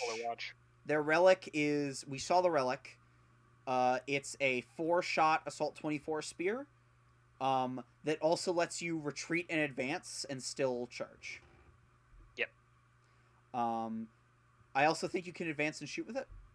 IRC? Oh wait, it's an assault. You can already do that. Warlord trait is add 1 to the movement value of units within 6 of it, and they can shoot rapid fire weapons as if they were assault weapons after advancing. Those Sentinel blades, the thing that's the sword, they have an assault gun. Yeah. Or no, sorry, theirs is a pistol. Which one's an assault? Whatever. And then there's stratagem. Their stratagem is 0 CP. If you kill a character with a Solar Watch Custodes unit, it's 0 CP. You just fire this. The enemy has to spend an additional command point next time they use a stratagem. So their next stratagem costs 1 more. So basically, every time you kill a character, you fire this off up to once per phase, right? Yeah. The stratagem. And then the last one is that we saw, its relic is reroll leadership checks for units within 6 inches of this relic Vexilla. Also, Custodes models in that range count as 3 for the purposes of scoring. That'll be interesting. I'm hoping they do something along those lines for Custodes in general, right? Warlord trait. Use the Warlord's leadership of 9 for any Imperium units within 9 inches. Also, add 3 inches to all other auras from the Warlord. And then 1 CP stratagem. The unit ignores, and we saw their stratagem, they ignore modifiers to your hit, wound roll, and they ignore AP modifiers. And we don't know what that means. I assume it means they ignore negative AP modifiers. So, like, their AP can't be ignored. And then they got a bunch of upgrades to commanders. We saw add 2 wounds. One of them is add 1 inch to move, advance, and attack, which I think is really good. So +1 move, +1 to your advance rolls, and +1 attacks. That'll be interesting. There's regain of command points on a 5-up. And reroll wound against monsters and vehicles. The best one: move 3 plus d3 inches when piling in or consolidating. Can move freely. If this means they can move back out of combat, this is busted. Yep. And there's add 3 inches to auras, which might mean you can... Oh no, these are captain commanders, so you can't put it on a Vexilla. And then stratagems. They're all kind of generic. Yeah. They're all kind of generic, like hit better, half damage on dreadnoughts. Yeah. Which is, I'm wondering if that one's gonna get nerfed. Yeah, that's right? one's gonna get instafact. They got transhuman physiology. It's looking like they have a 2 CP deny an enemy reroll. Which might be one of the best. The fact that that's an extra CP is interesting, but it does have the potential to be. It's essentially so it's you can deny enemy rerolls against one of your units, right? So okay, that's interesting. You choose a unit. I was thinking it might be they roll a 1 and you spend 2 CP to stop them from rerolling. No, I believe it is you choose a unit. Your opponent cannot reroll dice that in attacks targeting that unit. So you stick your large. Also, Duncan in the chat's got some stuff from Chaos. Yes. So Poxwalk. So there is So these were unveiled by Warhammer Community. There's a relic for the Noxious Plaguebringer that gives it a 7-inch 5-up Invuln aura. Which, are you gonna complain about a 5-up Invuln aura for Plague Marines? No. There's Deep Striking Poxwalkers. So one of the stratagems is you pick a unit. Excuse me one moment. You can keep talking. Yeah, so mute yourself there.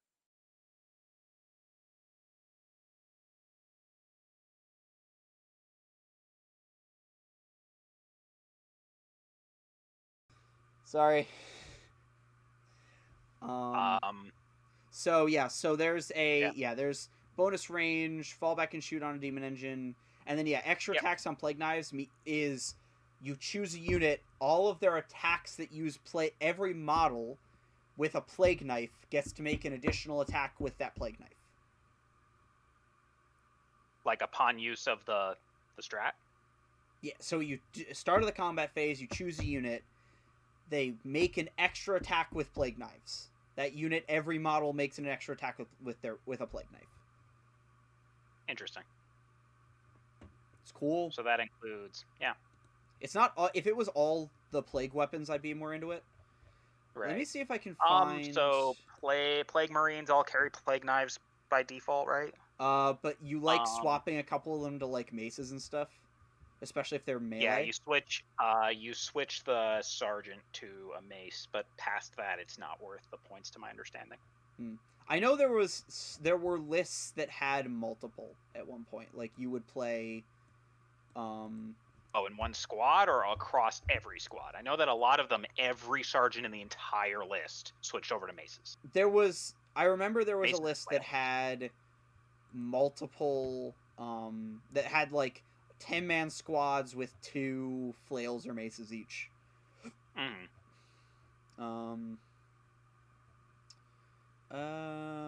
Okay. Yeah. Okay. Here's the leaked and translated Death Guard supplement. I'm gonna go through a little bit of it.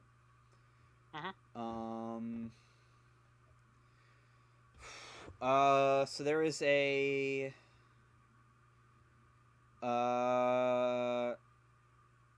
Okay, so there is a Relic Plague Sword, Strength +1, AP -3, 2 damage. It's a plague weapon, and enemy units wounded by this weapon don't get saves.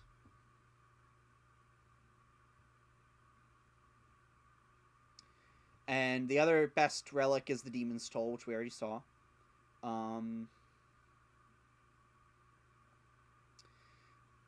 Okay, so there's stratagems at bonus Warlord. Use a stratagem in the fight phase if a Death Guard Demon Prince gets chosen to fight with its sword or axe. Add 3 to the attack's characteristic until the end of the phase. Only infantry units can be the target of its attacks. So if you have a death guard demon prince fighting infantry, it can get +3 attacks to the sword or axe. Well, they all have claws, so too bad. 1 CP, a Lord of Corruption in your army becomes a captain. Reroll hit rolls of 1. That can be really interesting and useful sometimes, especially late game when you've lost all your captains. Well, oh yeah, they have. I don't know if Death Guard get them. I think they have captains. I don't think they do. I think the Lord of the Corruption replaces the. They have regular Chaos Lords, but they don't have most of the extra special rules. Okay. Well. Also, Demon Princes have the. Oh right, Demon Princes have it. Yeah. Anyway. Demon Princes have it. I don't know if they get Lords, but. I think they do. I recall them just not getting any of the rules. They're just a blank. Discuss Torrent. Use the strategy in the shooting phase. If a foul blight spawn gets chosen, roll 2d6 to determine shots for the flamer and discard 1. Same for the strength value. So 1 CP, a foul blight spawn rolls 2d6 for hits, 2d6 drop 1, 2d6 discard 1 for strength and shots for his flamer. Mm-hmm.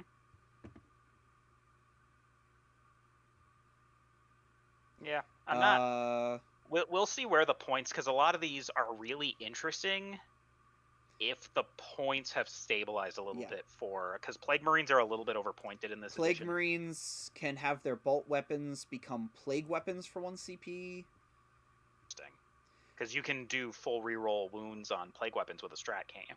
I think so, yeah.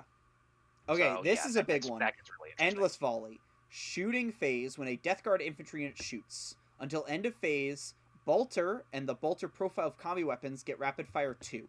Combi Bolter get rapid fire 3. Units with 6 or more models pay 2 CP instead of 1. Can you stack them, right? So you make them. Yes. So you turn them. So you take a unit of shots. You make take a unit of 10 weapons. Plague Marines. You give them twice the number of shots. You make them plague weapons. Also, unmodified wound rolls of 6s get -4 AP randomly on top. And then you get full rerolls to wound, and it's like 4 CP, and your unit of 10 Plague Marines just kills like 30 boys. Yeah, I can see that. That'd be interesting. We'll have to see like where the points are, like where, and I actually kind of want to look at like the They have like when the points for the new edition come out, like where the builds go for each codex. Okay, so there's question marks on this because it's weird. Shooting phase or fight phase when a Plague Marine unit gets chosen as a target for an attack. If the unit is 10 or less models, it's 2 CP. Otherwise, it's 3 CP. Weird, because you can't have more than 10 in the squad, but I think... Wait, can you have 20-man Plague Marines? No. I've never seen more than either... Usually I see 5s, 7s, and 10s? Yeah, right? So... Add 1 to Disgustingly Resilient rolls for that unit.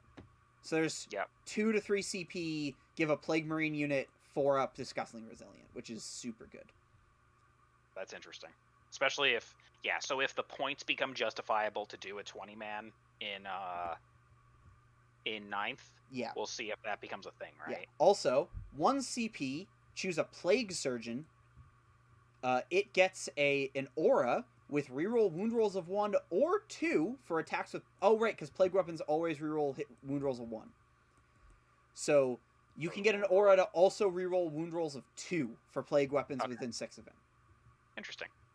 Which is almost reroll everything. It is. It can be, yeah, because most of the time they're going to be wounding on... Into intended targets, they're wounding on 3s most of the time. Because aren't they... A lot of them are 4-up poisoned anyway? No, Plague Weapons are all... Plague Weapons almost all aren't. They are just +1 to wound. Or reroll 1s to wound. Okay, interesting. Yeah, also, so hi, we'll see where it goes. Yeah, so Creeping Plague, fight phase when a Death Guard unit army gets chosen to fight. Until the end of the phase, add 1 to the damage characteristic for attacks and unmodified wound rolls of 6 or minus 4 AP. So that combined with all the plague knives make an additional attack is pretty great. Grim Eruption. If a Death Guard Terminator model gets destroyed, before it gets removed, roll a d6 for every unit within 7 inches without the Nurgle keyword. On a 4-up, they take a mortal wound.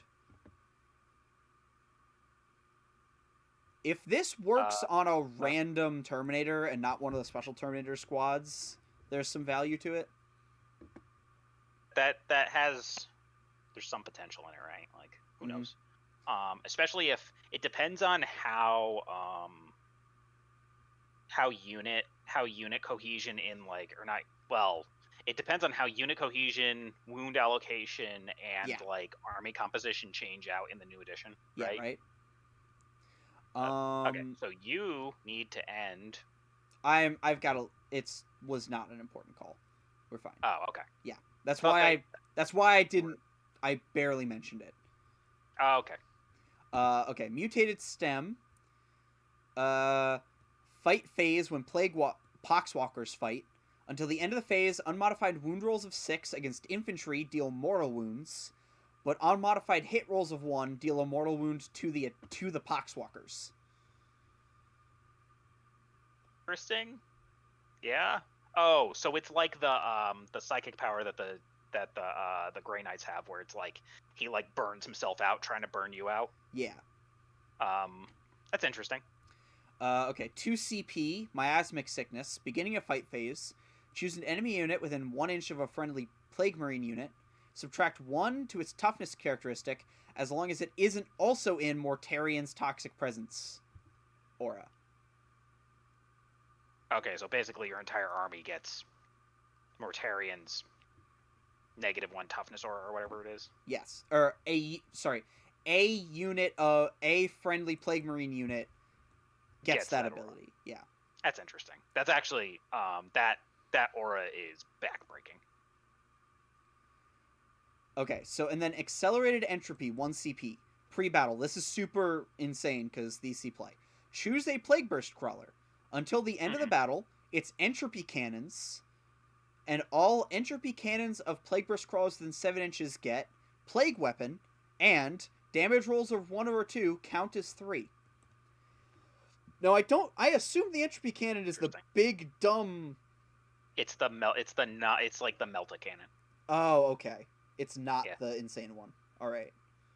Or sorry, it's their anti-tank side. Oh, okay. It's the side guns. Okay. Yeah. That's not bad. Reroll. So like reroll ones. So it's 1 CP, the PBC you choose, and any within 7 of it, right? So you can be all 3 PBCs. Yeah. Those side sponsons reroll 1s to wound, and can count as 3 damage. It's interesting. So I feel like that smooths out your dice math a lot. A lot. It makes those side sponsons a lot more reliable. I'm curious how they'll work in 9th with it being a lot harder to get line of sight now. Mm-hmm. Right. We'll have to see. Right. Yeah. Like I'm curious. I'm curious if it's gonna be viable to play super heavies. It probably won't be. I'm gonna be honest with you. So guard in Codex have the capability of they can have a super heavy outflank off the side of the table, right? Yeah. And it's in the Codex. So I'm waiting for the ability to have 2 detachments where you have 1 detachment that's like minned out guardsmen, and you have a bunch of super heavies in the second one, and you're really just playing Baneblade Party Bus, so it depends on how the meta works out and how the math for the guns works out. This last edition at the beginning it was Shadow Swords. Midway through the edition it became the one with the Vulcan gun, because it could carry 40 models, and so you could have your entire army inside the 1 tank, and then have it on the table, and it wasn't particularly tall. So depending on the table, I know that in some of the GTs early on in the edition, especially when they were dealing with 7th edition terrain where they'd have big ziggurats in the middle of the table and mountains and things like that, or castles. You could hide the Baneblade, so you could hide your entire army first turn. And so I'm thinking in 9th edition there might be a thing where you basically have outflanking Baneblades, and that's your entire army. Yep. And we'll see where it goes, right? Like guard, kind of, especially when you're playing Talarn, you're like playing proto GSC. Yes. So there's a lot of like ability to like, your opponent is just staring at the guard codex, being like, wait a minute, they can do that. Oh. Yeah. Oh, that's not good. So finishing I'm interested in like where the math goes, and also where the deployment rules go. Yeah. Okay. So last couple, 1 CP. If you have a Hellbrute with 2 ranged weapons, and it targets both at the same unit, you can spend 1 CP to reroll all hit rolls for it. Good. 1 CP before battle, choose a Death Guard unit that isn't Cultist or Titanic with 12 wounds or less for 1 CP, or for 2 CP, 13 wounds or more. Until the end of the battle, the unit gets disgustingly resilient. What Death Guard units don't already have disgustingly resilient? Vehicle. Some of the characters.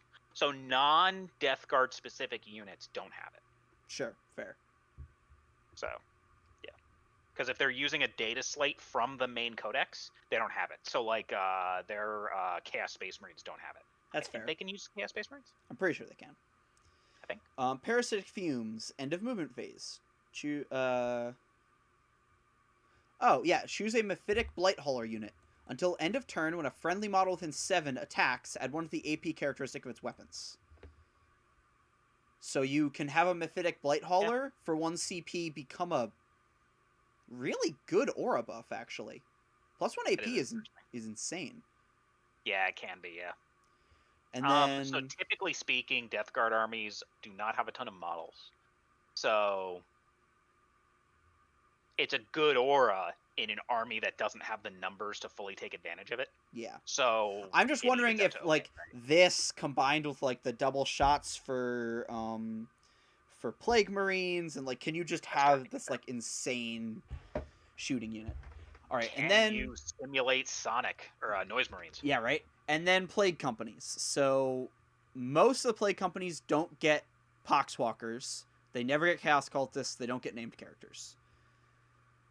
The exception to Poxwalkers is Harbingers, who specifically do get Poxwalkers, because they are the, not Mortarion, what's the dude whose pose is like this? The guy who's, it's, Typhus, that one. Typhus, yes, thank you. So, Zombie Plague, your Warlord trait is, if your Warlord destroys an enemy infantry model in melee, add a model to a friendly Harbinger's Poxwalker unit within 7 inches. You have to pay reserve points for models above its starting unit size. Okay, so if one gets riddled down, but you're able to save it with a morale test, goes into your turn, you basically run that unit up. Well, can they run? Can Poxwalkers run? I think they can. Okay, so you try to get them within range, and then you spray away the units around them, and that builds the unit it's in melee, so you have to punch. They have to yes, so notably the Warlord has to punch, right? So the Warlord goes in, kills a couple models, and refills. Okay, that's useless.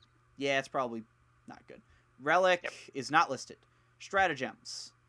Right, they get the Stratagem to actually have a Poxwalker unit deep strike. Interesting. Actually, that can be really cool because you can string them along the table. Yeah. So you can create a zone of don't move here, please. Yes.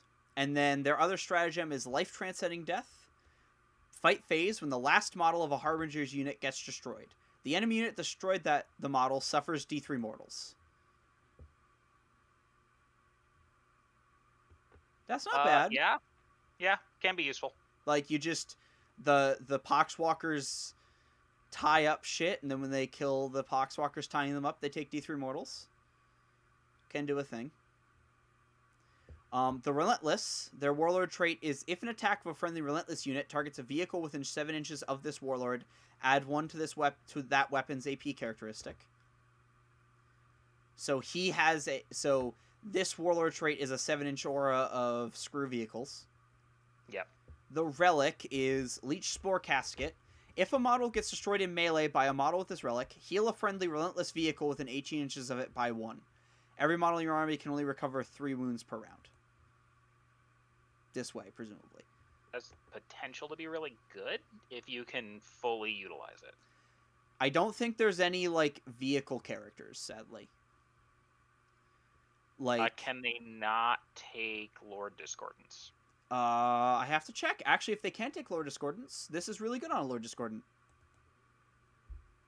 If they can take Lord Discordance, put it on a Lord Discordant.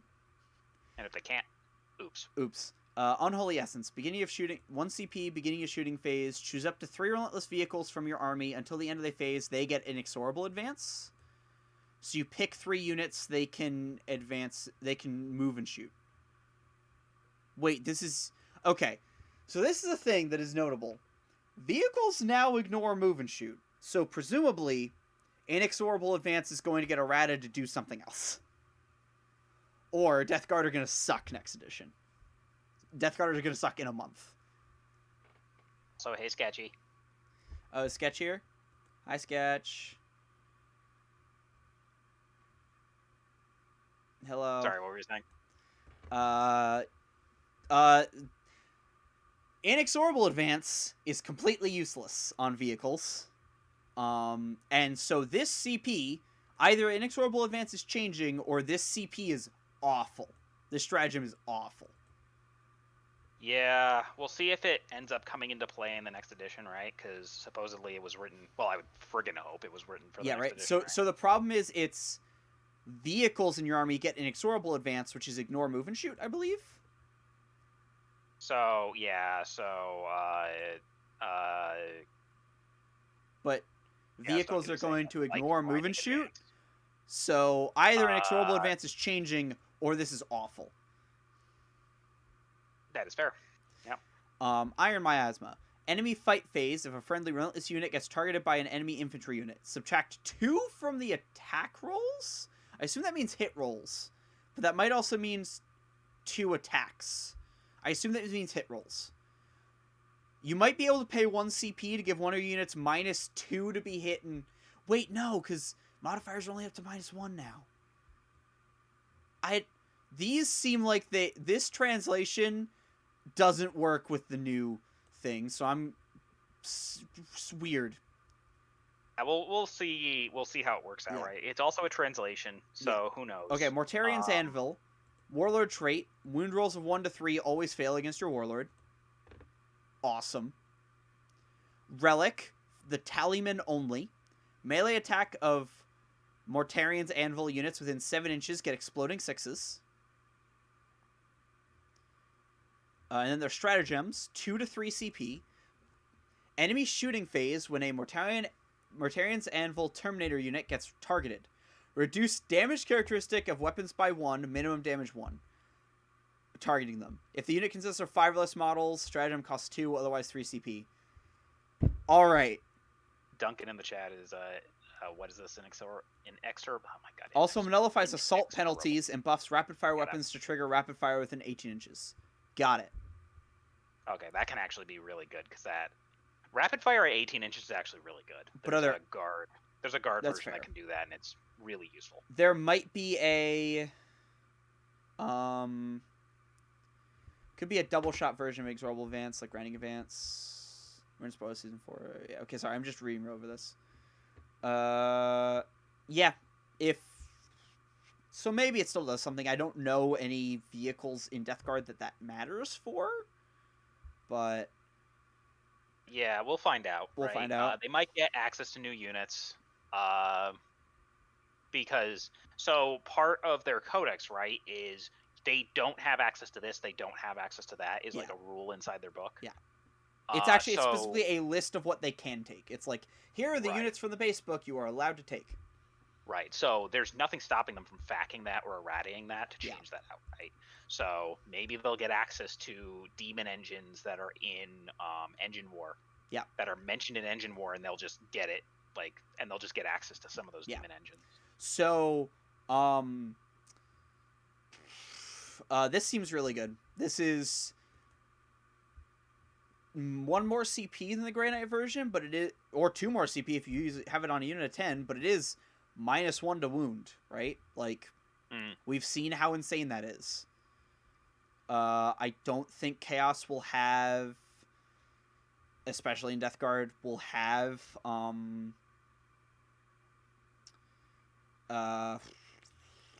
what's it called? Brain? Transhuman, right? Like, they're not gonna have... right. Like, they're not gonna have as many stacking buffs, but, like, you might be able to get a unit of, like, Alaris, or, Death Shroud Terminators to be unkillable. Also, this CP cost makes... This CP cost makes me think that the... Paladins, their minus damage strat is gonna go up to 2/3 CP. Which would completely destroy that list. Yeah, no, it makes it less game-breaking, right? Yeah. Which, it was game-breaking. Yeah. Is game-breaking. So, it's okay. If and then the other one is 1 CP, fight phase, choose a Mortarian's Anvil infantry unit. Until the end of the phase, it can perform heroic interventions. Wait a minute, what unit can do that again? Any non-Poxwalker or Cultist infantry unit, if you choose this faction. There's the sub-faction. Definitely use. So it's... Oh, so it's the Space Wolves chapter tactic. Can Space Wolves all perform heroic interventions? Basically. Okay. And... Well, they have 6-inch. They... Like, a properly used Space Wolf list, if the... because now they've actually stated that in the new edition... all Space Marine chapters have access to all of the Primaris kits. Yeah, I assume as much. So it's looking like Space Wolves are going to be the super assaulty Vikings, right? Yeah. And so it's looking like all the same. So like with regards to Death Guard, they're basically going to fill that equivalent slot in Chaos. It looks like this particular like sub faction is going to be the like Space Wolfy. Like, so very, they get into your lines, and then as you try to, like, charge into their lines, they can kind of screw with how you're charging by charging you back. So that'll be interesting. Yep. So World Eaters just fight twice. Yes. So they don't heroic intervention any better. I think there's a warlord trait or a relic somewhere that makes them heroically intervene. I would have to check the Psychic Awakening. I know it gave them a bunch of weird stuff. Yeah, it really just made them more World Eaters-y. Like, they just hit harder. Okay, which is good. I want to finish these spoilers and then we can finish up. So yep, I was just responding to chat. The Miserable. Eater Plague is the warlord trait's awful. It's heal your warlord up to 3 hit points per phase when you kill models in melee. Relic, Demon's Favor. For a Malignant Planecaster, it substitutes their Pestilent Fallout ability with, after manifesting a psychic power, the closest enemy unit within 7 suffers 1 mortal wound if the psychic test was below a 7. If it was equal to or greater than 7, choose an enemy unit within 7 inches, and that unit suffers D3 mortal wounds. That should be good. That should be good, right? It's like anytime you cast a spell, either you, like, if you cast the spell on under a 7, you Grey Knight Smite. If you cast a spell on over a 7, you Targeted Smite. That looks like it has potential. Does it need line of sight? Choose an enemy unit. I mean, obviously we haven't gotten it fully spoiled yet, but it doesn't say so. And then their stratagems are end of movement, choose a miserable character model that didn't perform a demonic ritual this turn. It can perform a demonic ritual as if it didn't move. It doesn't matter if it arrived this turn as Deep Strike. Furthermore, only roll 1d6 for summoning and add 7 to the result. Wait, 7 to the result of what again? Okay, so this is 1 CP, end of the movement phase. You pick a model that didn't demonic summon, right? That model summons, even if it moved, and instead of rolling 3d6, it rolls 1d6 and adds 7. That's really reliable because the number you get is the highest power level you're allowed to summon. Yes. So you should be at minimum able 8 should be enough to summon a decent squad of plague bearers? 8. I think 8 is enough for a min squad of plague bearers. So what's huge is their ability to move. Yes. Most summonings can't move. Yes. So that's huge. Yeah. So I think that actually can be really good for. Also, notably, summoning gets a lot better in the new edition because taking a detachment of demons now costs you CP. Oh yeah. Right. Yeah. So Chaos actually has an interesting toolkit again. Yes. In having reinforcement. Oh god. So you're gonna have. So like, do you remember when? Did you ever watch? Not Best in Faction. Finest Hour? No. So Joshua Death was one of their co-hosts, and he, at the height of the Chaos Pain Train, carried around 3,000-ish points in reinforcements just to be able to tailor his list to his opponent via getting summoning Korbacks. If you roll 6, you can in fact summon Korbacks. Yeah, if you have the points. Yeah, which nobody does ever. No. Isn't he like 777 points? Also, who knows the new edition? Maybe he'll be 400, and you'll be like, okay. Yeah, maybe they're actually pointed to be 230. Okay, that's interesting. If he's 230, that's a really high power level for such a low point level. But yeah, so he carried around basically 3 armies. Mm-hmm. 2 of which were to fill 600 points of reinforcements. Yep. Via summoning. Yeah. And he used that to tailor to his opponent.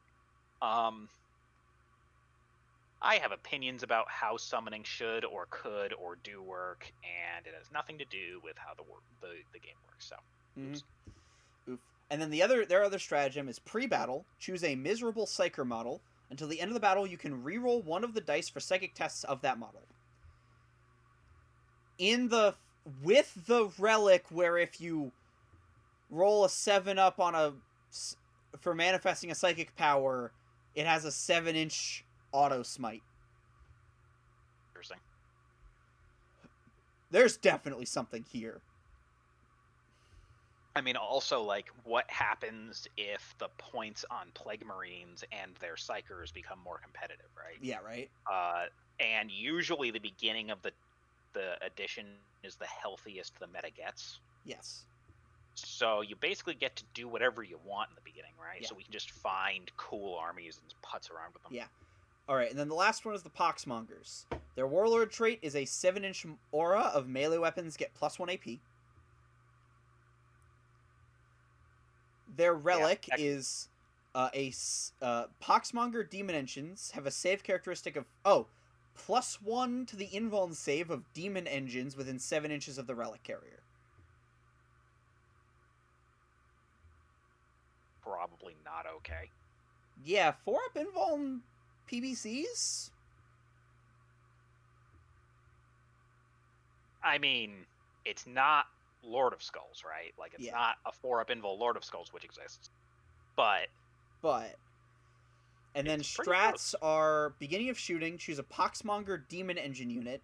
Until the end of the phase, it can shoot after it already retreated from melee. And 1 CP in the fight phase, if a friendly Poxmonger Demon Engine destroys an enemy model, heal a model of the unit by D3 wounds. Okay. So one of their stratagems is kind of bad. One is pretty good, although you also don't you don't really like in the new edition. Retreating from combat with PBCs is not a huge deal because they have flamers. Yeah. But if you can retreat and still shoot, that's still fine. And then this relic is amazing. And then ferrymen. Oh, there's so many. The drowning, bad. It's morale test bonus. Plague Reaper, not great. CPs. Shooting phase for Ferryman. Blightbird Terminator unit gets chosen to shoot. Add 1 to all hit rolls for the unit. Alright, that's pretty good. I don't think it's as good as making them -1 damage, though. And then on Humming Wings. Beginning of movement. Choose a Ferryman unit. Until end of turn, aura abilities of this unit add 7 inches to their aura. Nurgle's Blessing still... that can be interesting. Yeah, okay. So, 2 CP, you have a huge aura. And then Mortarian's really helpful for Mortarian's Chosen Sons. Melee attacks against your Warlord get 1 subtracted from their hit roll. If an enemy unit, non-flying, within 1 inch of your Warlord retreats, roll d6. On a 2+, it suffers d3 mortals. That's interesting. Relic. Okay. The Plague Incubatum, I think that's the Flamer of Demon Prince of Nurgle and Foul Blade Spawns. Substitutes it with 9 inches, Assault 7, Strength 7, AP Neg 3, 2 damage, Plague Weapon, auto hits. So the Relic might be an Assault 7 Flamer for Demon Princes of Nurgle. Yeah, that'll be interesting. And then Strats, Alembic Narthecium, choose a Mortarian's Chosen Sons Plague Surgeon model. Its Narthecium ability becomes reroll disgusting resilient rolls of 1 or 2 for friendly Mortarian's Chosen Sons. I assume they already let you reroll 1s, right? I assume that's what they do. Yeah, that sounds right. And then Plague Brewer. In shooting phase, if Mortarian's Chosen Sons unit gets chosen to shoot, until the end of the phase, Plague Spewer, Plague Thrower, and Plague Fists of models in the unit have a damage characteristic of 2. It can be really good into Primaris, right? Yeah. So my big ones are, I think, the 4++ demon engines and ability to fall back and shoot. Yep. The summoning psychic power one. The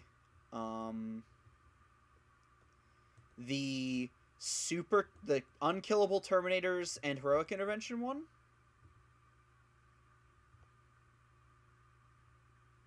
Did you categorize this as just... Oh, right, because we could have done Warhammer 40,000. Is there a Warhammer 30,000? I think that's a category. Okay, I checked and I know I've checked before and it wasn't, but it might have become one. Whatever. Sorry. I like just saw that like it's a picture of like whatever the heck just chatting is. Yeah. I'm reading the chat now. Yeah.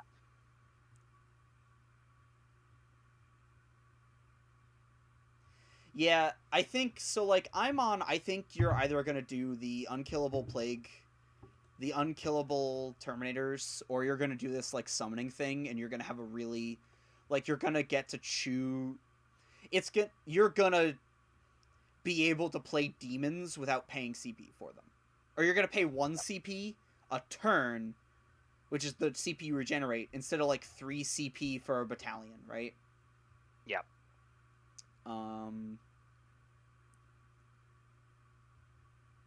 And then where was the last one? No, I think those are the 2 I liked.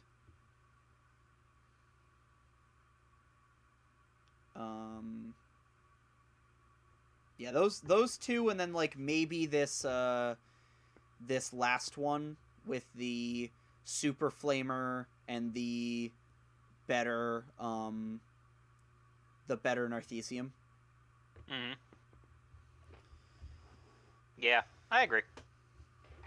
But yeah, I'm really looking forward to seeing what how the points work out, right? Like if regular Plague Marines get brought back in line with some of the points to be a little bit more efficient, that would be very helpful for them. Because that meat and potatoes feel of Plague Marines is where they should be. Yes. And as of right now, they have 1 unit, and they just spam it out, and they can only have 3. So. Yeah, I think. Oh. Let's see what they get. There's a lot of interesting stuff that we've seen, and hopefully it does something good. And that goes for the whole game, really. But yeah, okay. So I'm catching up on chat real quick. Yeah, Sketch, you got all your stuff in your own Psychic Awakening. Most of the stuff for Tau is going to be how they interact with the new edition, right? So, the fact that now,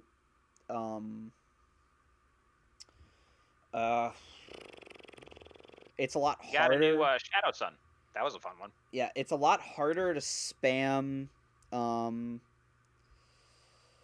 What is it? It's a lot harder to spam drones, probably, because you have to actually take a battalion now to have CP. I mean, so Tau don't use their CPs as well, so they might be taking more detachments to get more slots at the cost of CPs and not feel it as much as other armies do. Fair. So they'll end up just with the same dang army they had before. They got more out of... So the one thing I do think is a big negative to Tau, is the fact that you're not getting... is that you're paying for extra detachments to take extra... what are they called? Commanders, right? Yeah. I think it's going to push people... So, like, that's going to push people... I think... So, the two things I think are going to happen is people are going to get pushed toward Farsight Enclaves for access to the second commander. Right? And Farsight Enclaves also have better CP use as well. So, the extra CP is going to be great for them. Yep. And then I think the smaller board size is going to heavily buff... Farsight. No. The missile spam build, right? Oh, yeah. Because, like... a 36-inch gun. Right? Or, like, a 24. Smart missiles are 24, I think, but, like, a 24-inch gun that ignores line of sight and cover on the new tables is just gonna, like... They're a 30-inch gun, so they're a range yes. Yeah, they're a range yes on the new table, and they ignore line of sight, right? So it's just... Yeah, and cover. So it'll be interesting. They're gonna have to be... So things that ignore cover, do they ignore all cover, or do they only ignore light cover, right? Because now there's light and heavy cover. Heavy cover is only for melee, so it doesn't matter. Oh, okay, so it's just ignores cover, okay. That's actually a good question of if... I actually don't know how the wording is on some of, like, the war... On, like, Imperial Fists. Do they say ignores cover with shooting, or ignores cover? They say ignores cover.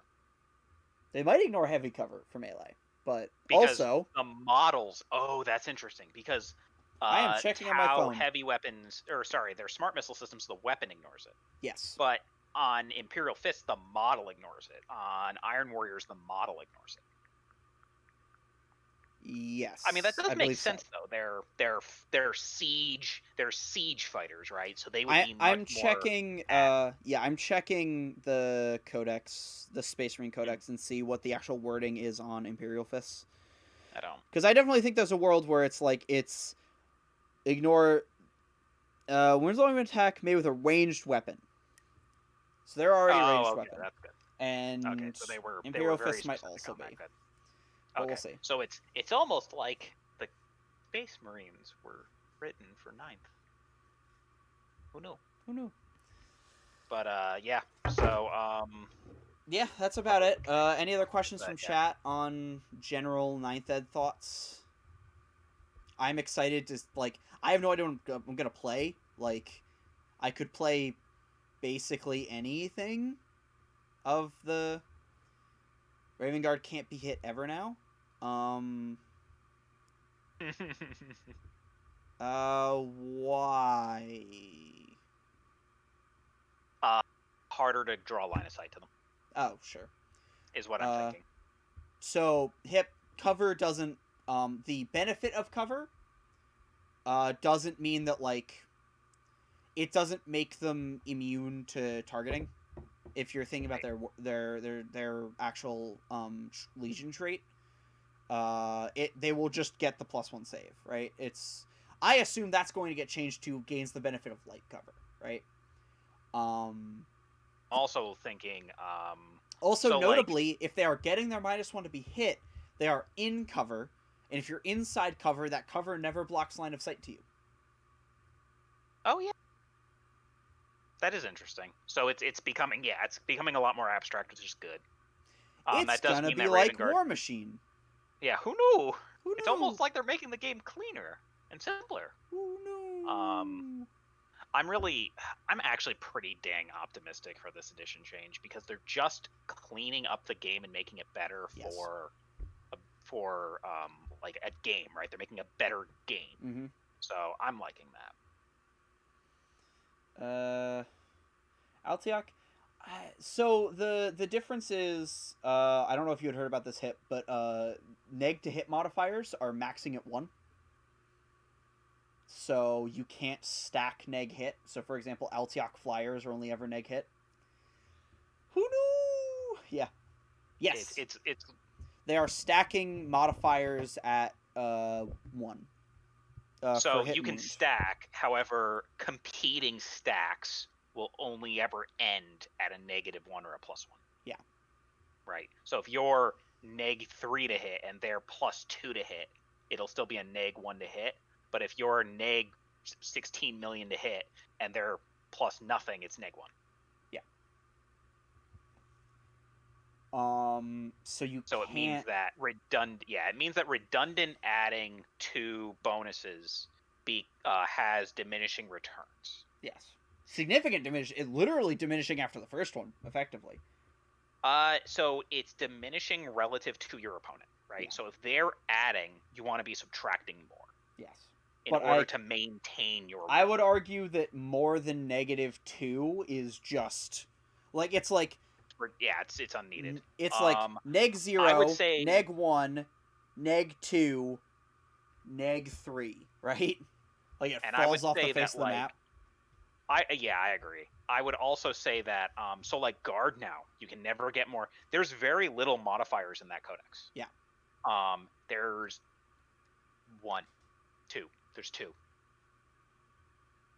Maybe. And then one of them is like 2 CPs +1 to hit on a 100. Somebody has camo cloaks.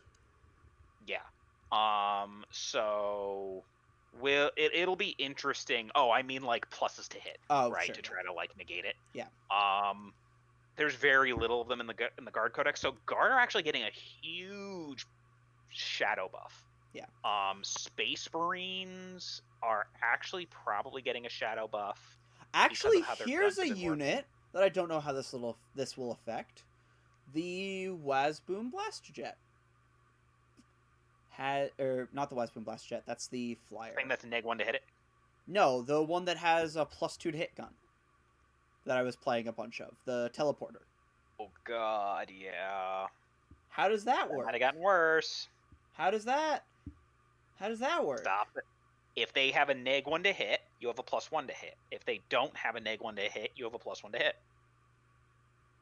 I hope they just errata it to be like Ballistic Skill 4 and +1. Would be nice. Probably won't.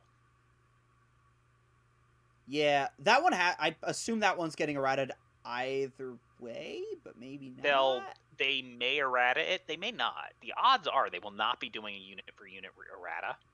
What will probably happen is they will just try to repoint them to make them more appropriate. Like that model changing its almost only gun. It has 3 guns, or has 3 shots, right? Changing its 3-up hit to a 4-up hit is a pretty significant thing, right? Yeah, so we'll see. Again, the math on the units is going to change. Was that an optimal unit before? Yeah. Will it be now? Probably not. Yeah. Right? Who knows? So will orcs have anything optimal? Who knows? So we don't know, right? Yeah. So we'll find out later on, right? When we still don't know when the dang thing is even coming out. Hi, Brain. How are you? But we still don't know when it's coming out, right? It's probably coming out in about a month. Yeah. We are assuming about a month because it's probably dropping around the new book. Weeks. Yeah, I'm assuming 5 weeks. Yeah. I'm gonna assume end of July. I'm gonna make the call that it's gonna be like July 29th, right? Yes, it's soon TM. Which is also why I'm like, I might just wait. Like, we might play like one more round of the Vassal League and then just wait for 9th. I'm still waiting on my game. I haven't been able to finish it. We deployed. Yeah. So like 3 weeks ago. Straight up, y'all, we might be waiting for Vassal to get updated for 9th before we continue, because it's like, oops, 9th edition's happening. Oh, shoot. Try to teach everybody War Machine. We'll use that. Yeah, right. Oh, God. Yeah. Is it really sad that I really want to do White Scar Bikers, but it's gonna be like $70 to buy the 3-man biker squad? Mm-hmm. Because depending on White Scar's ATVs? No. Oh yeah, Sketch, you didn't see. I refuse to acknowledge those models. Space Marines have an just ATV. Orc buggies with Space Marines on them. Yes.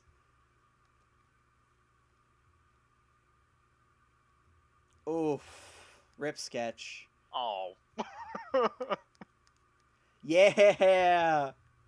It's not hard to meme. You just repost the picture. Yeah. It's so good because it's so bad. I mean, so I'm expecting it, depending on where the meta goes, right? It could be really good or it could be really bad, right? Oh, Mario Kart in it. Yeah, it is a Mario Kart. It is super Mario Kart. It's a fucking double dash model. It's the best. Yeah. But yes, no, there is a very real chance. Like, that model is either going to be incredible or awful.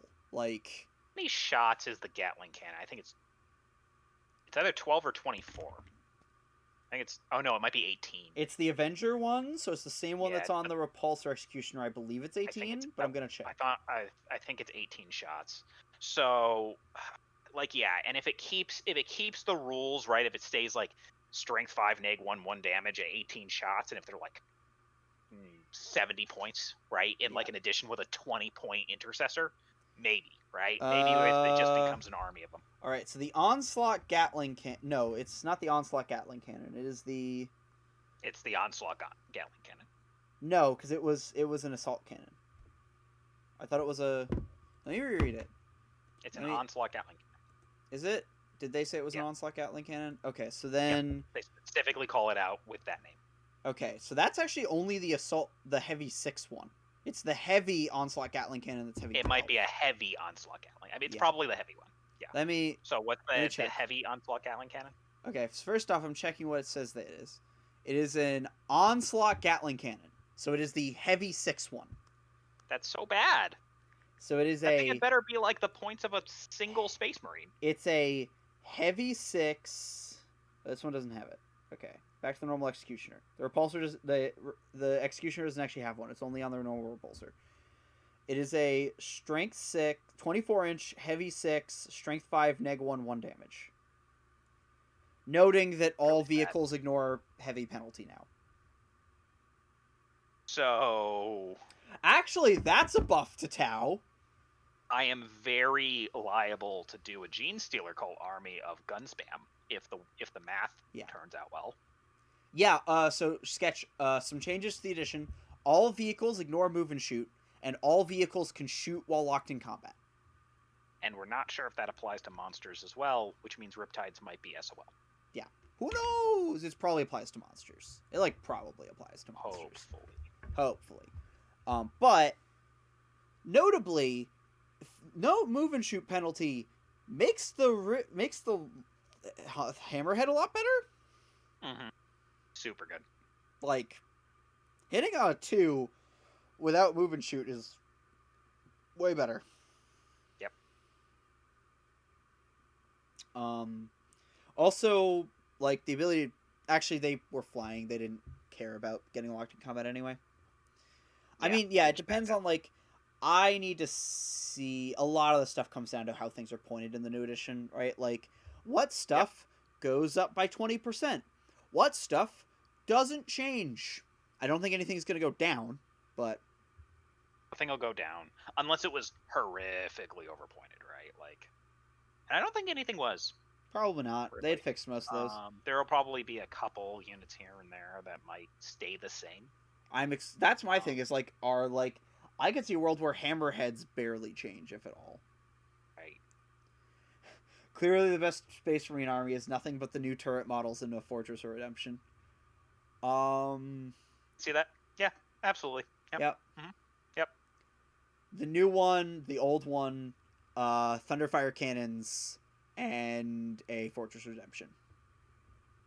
And then 20 scouts to man the fortress. So if they could just put a fortification slot in anything, in a brigade or a battalion, especially now that presumably actually, okay, so here's the thing. The thing they could do to fix that is make the fortification detachment not cost CP, and have it be the only detachment that costs 0 CP. Yeah, they could also do that. That would just fix the problem. Yeah. And then now you're incentivized to take a battalion and a fortification. Right? Because they fixed one problem with fortifications, which is you're no longer edging them out because you're not trying to take multiple detachments as much. Right. Now they have to pay for however many CP a fortification is. Right? So is a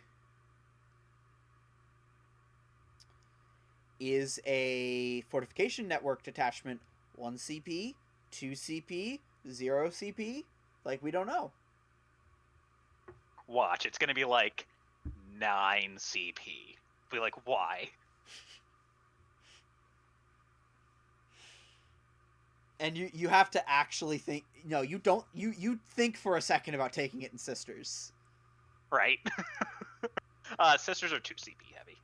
I know, but you have to think about it because you're also like, God, your Miracle Dice production just goes through the fucking roof if you do.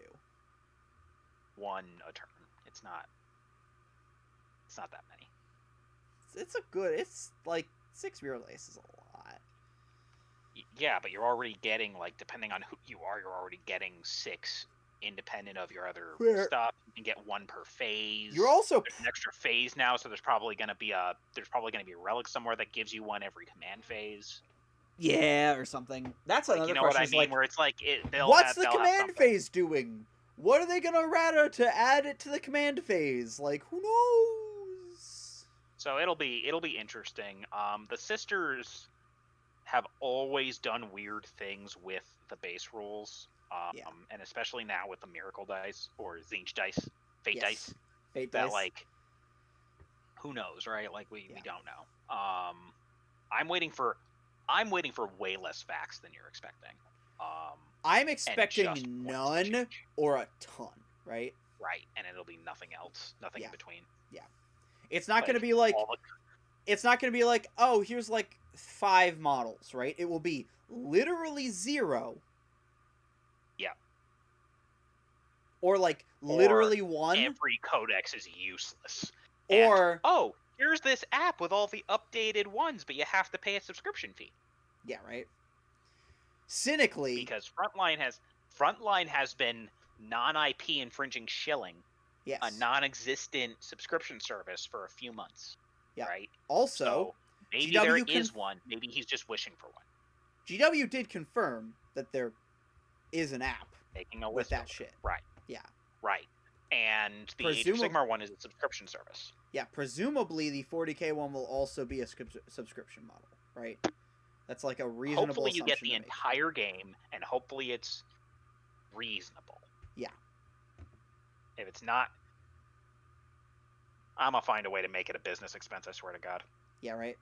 I mean, it would unironically be for us, but... Yeah, we'll figure out a way. Yeah. It's just, All right, well, this is a 2.5-hour podcast that I'm not going to do a single lick of editing for. Sounds good. Okay. Yeah. It's 11:30. This has been us. It's 11:30 for us, so we're gonna head out.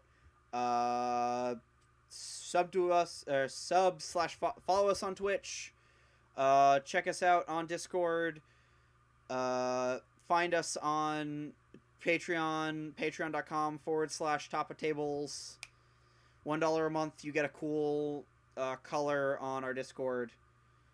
Have a good night, everybody. Bye bye.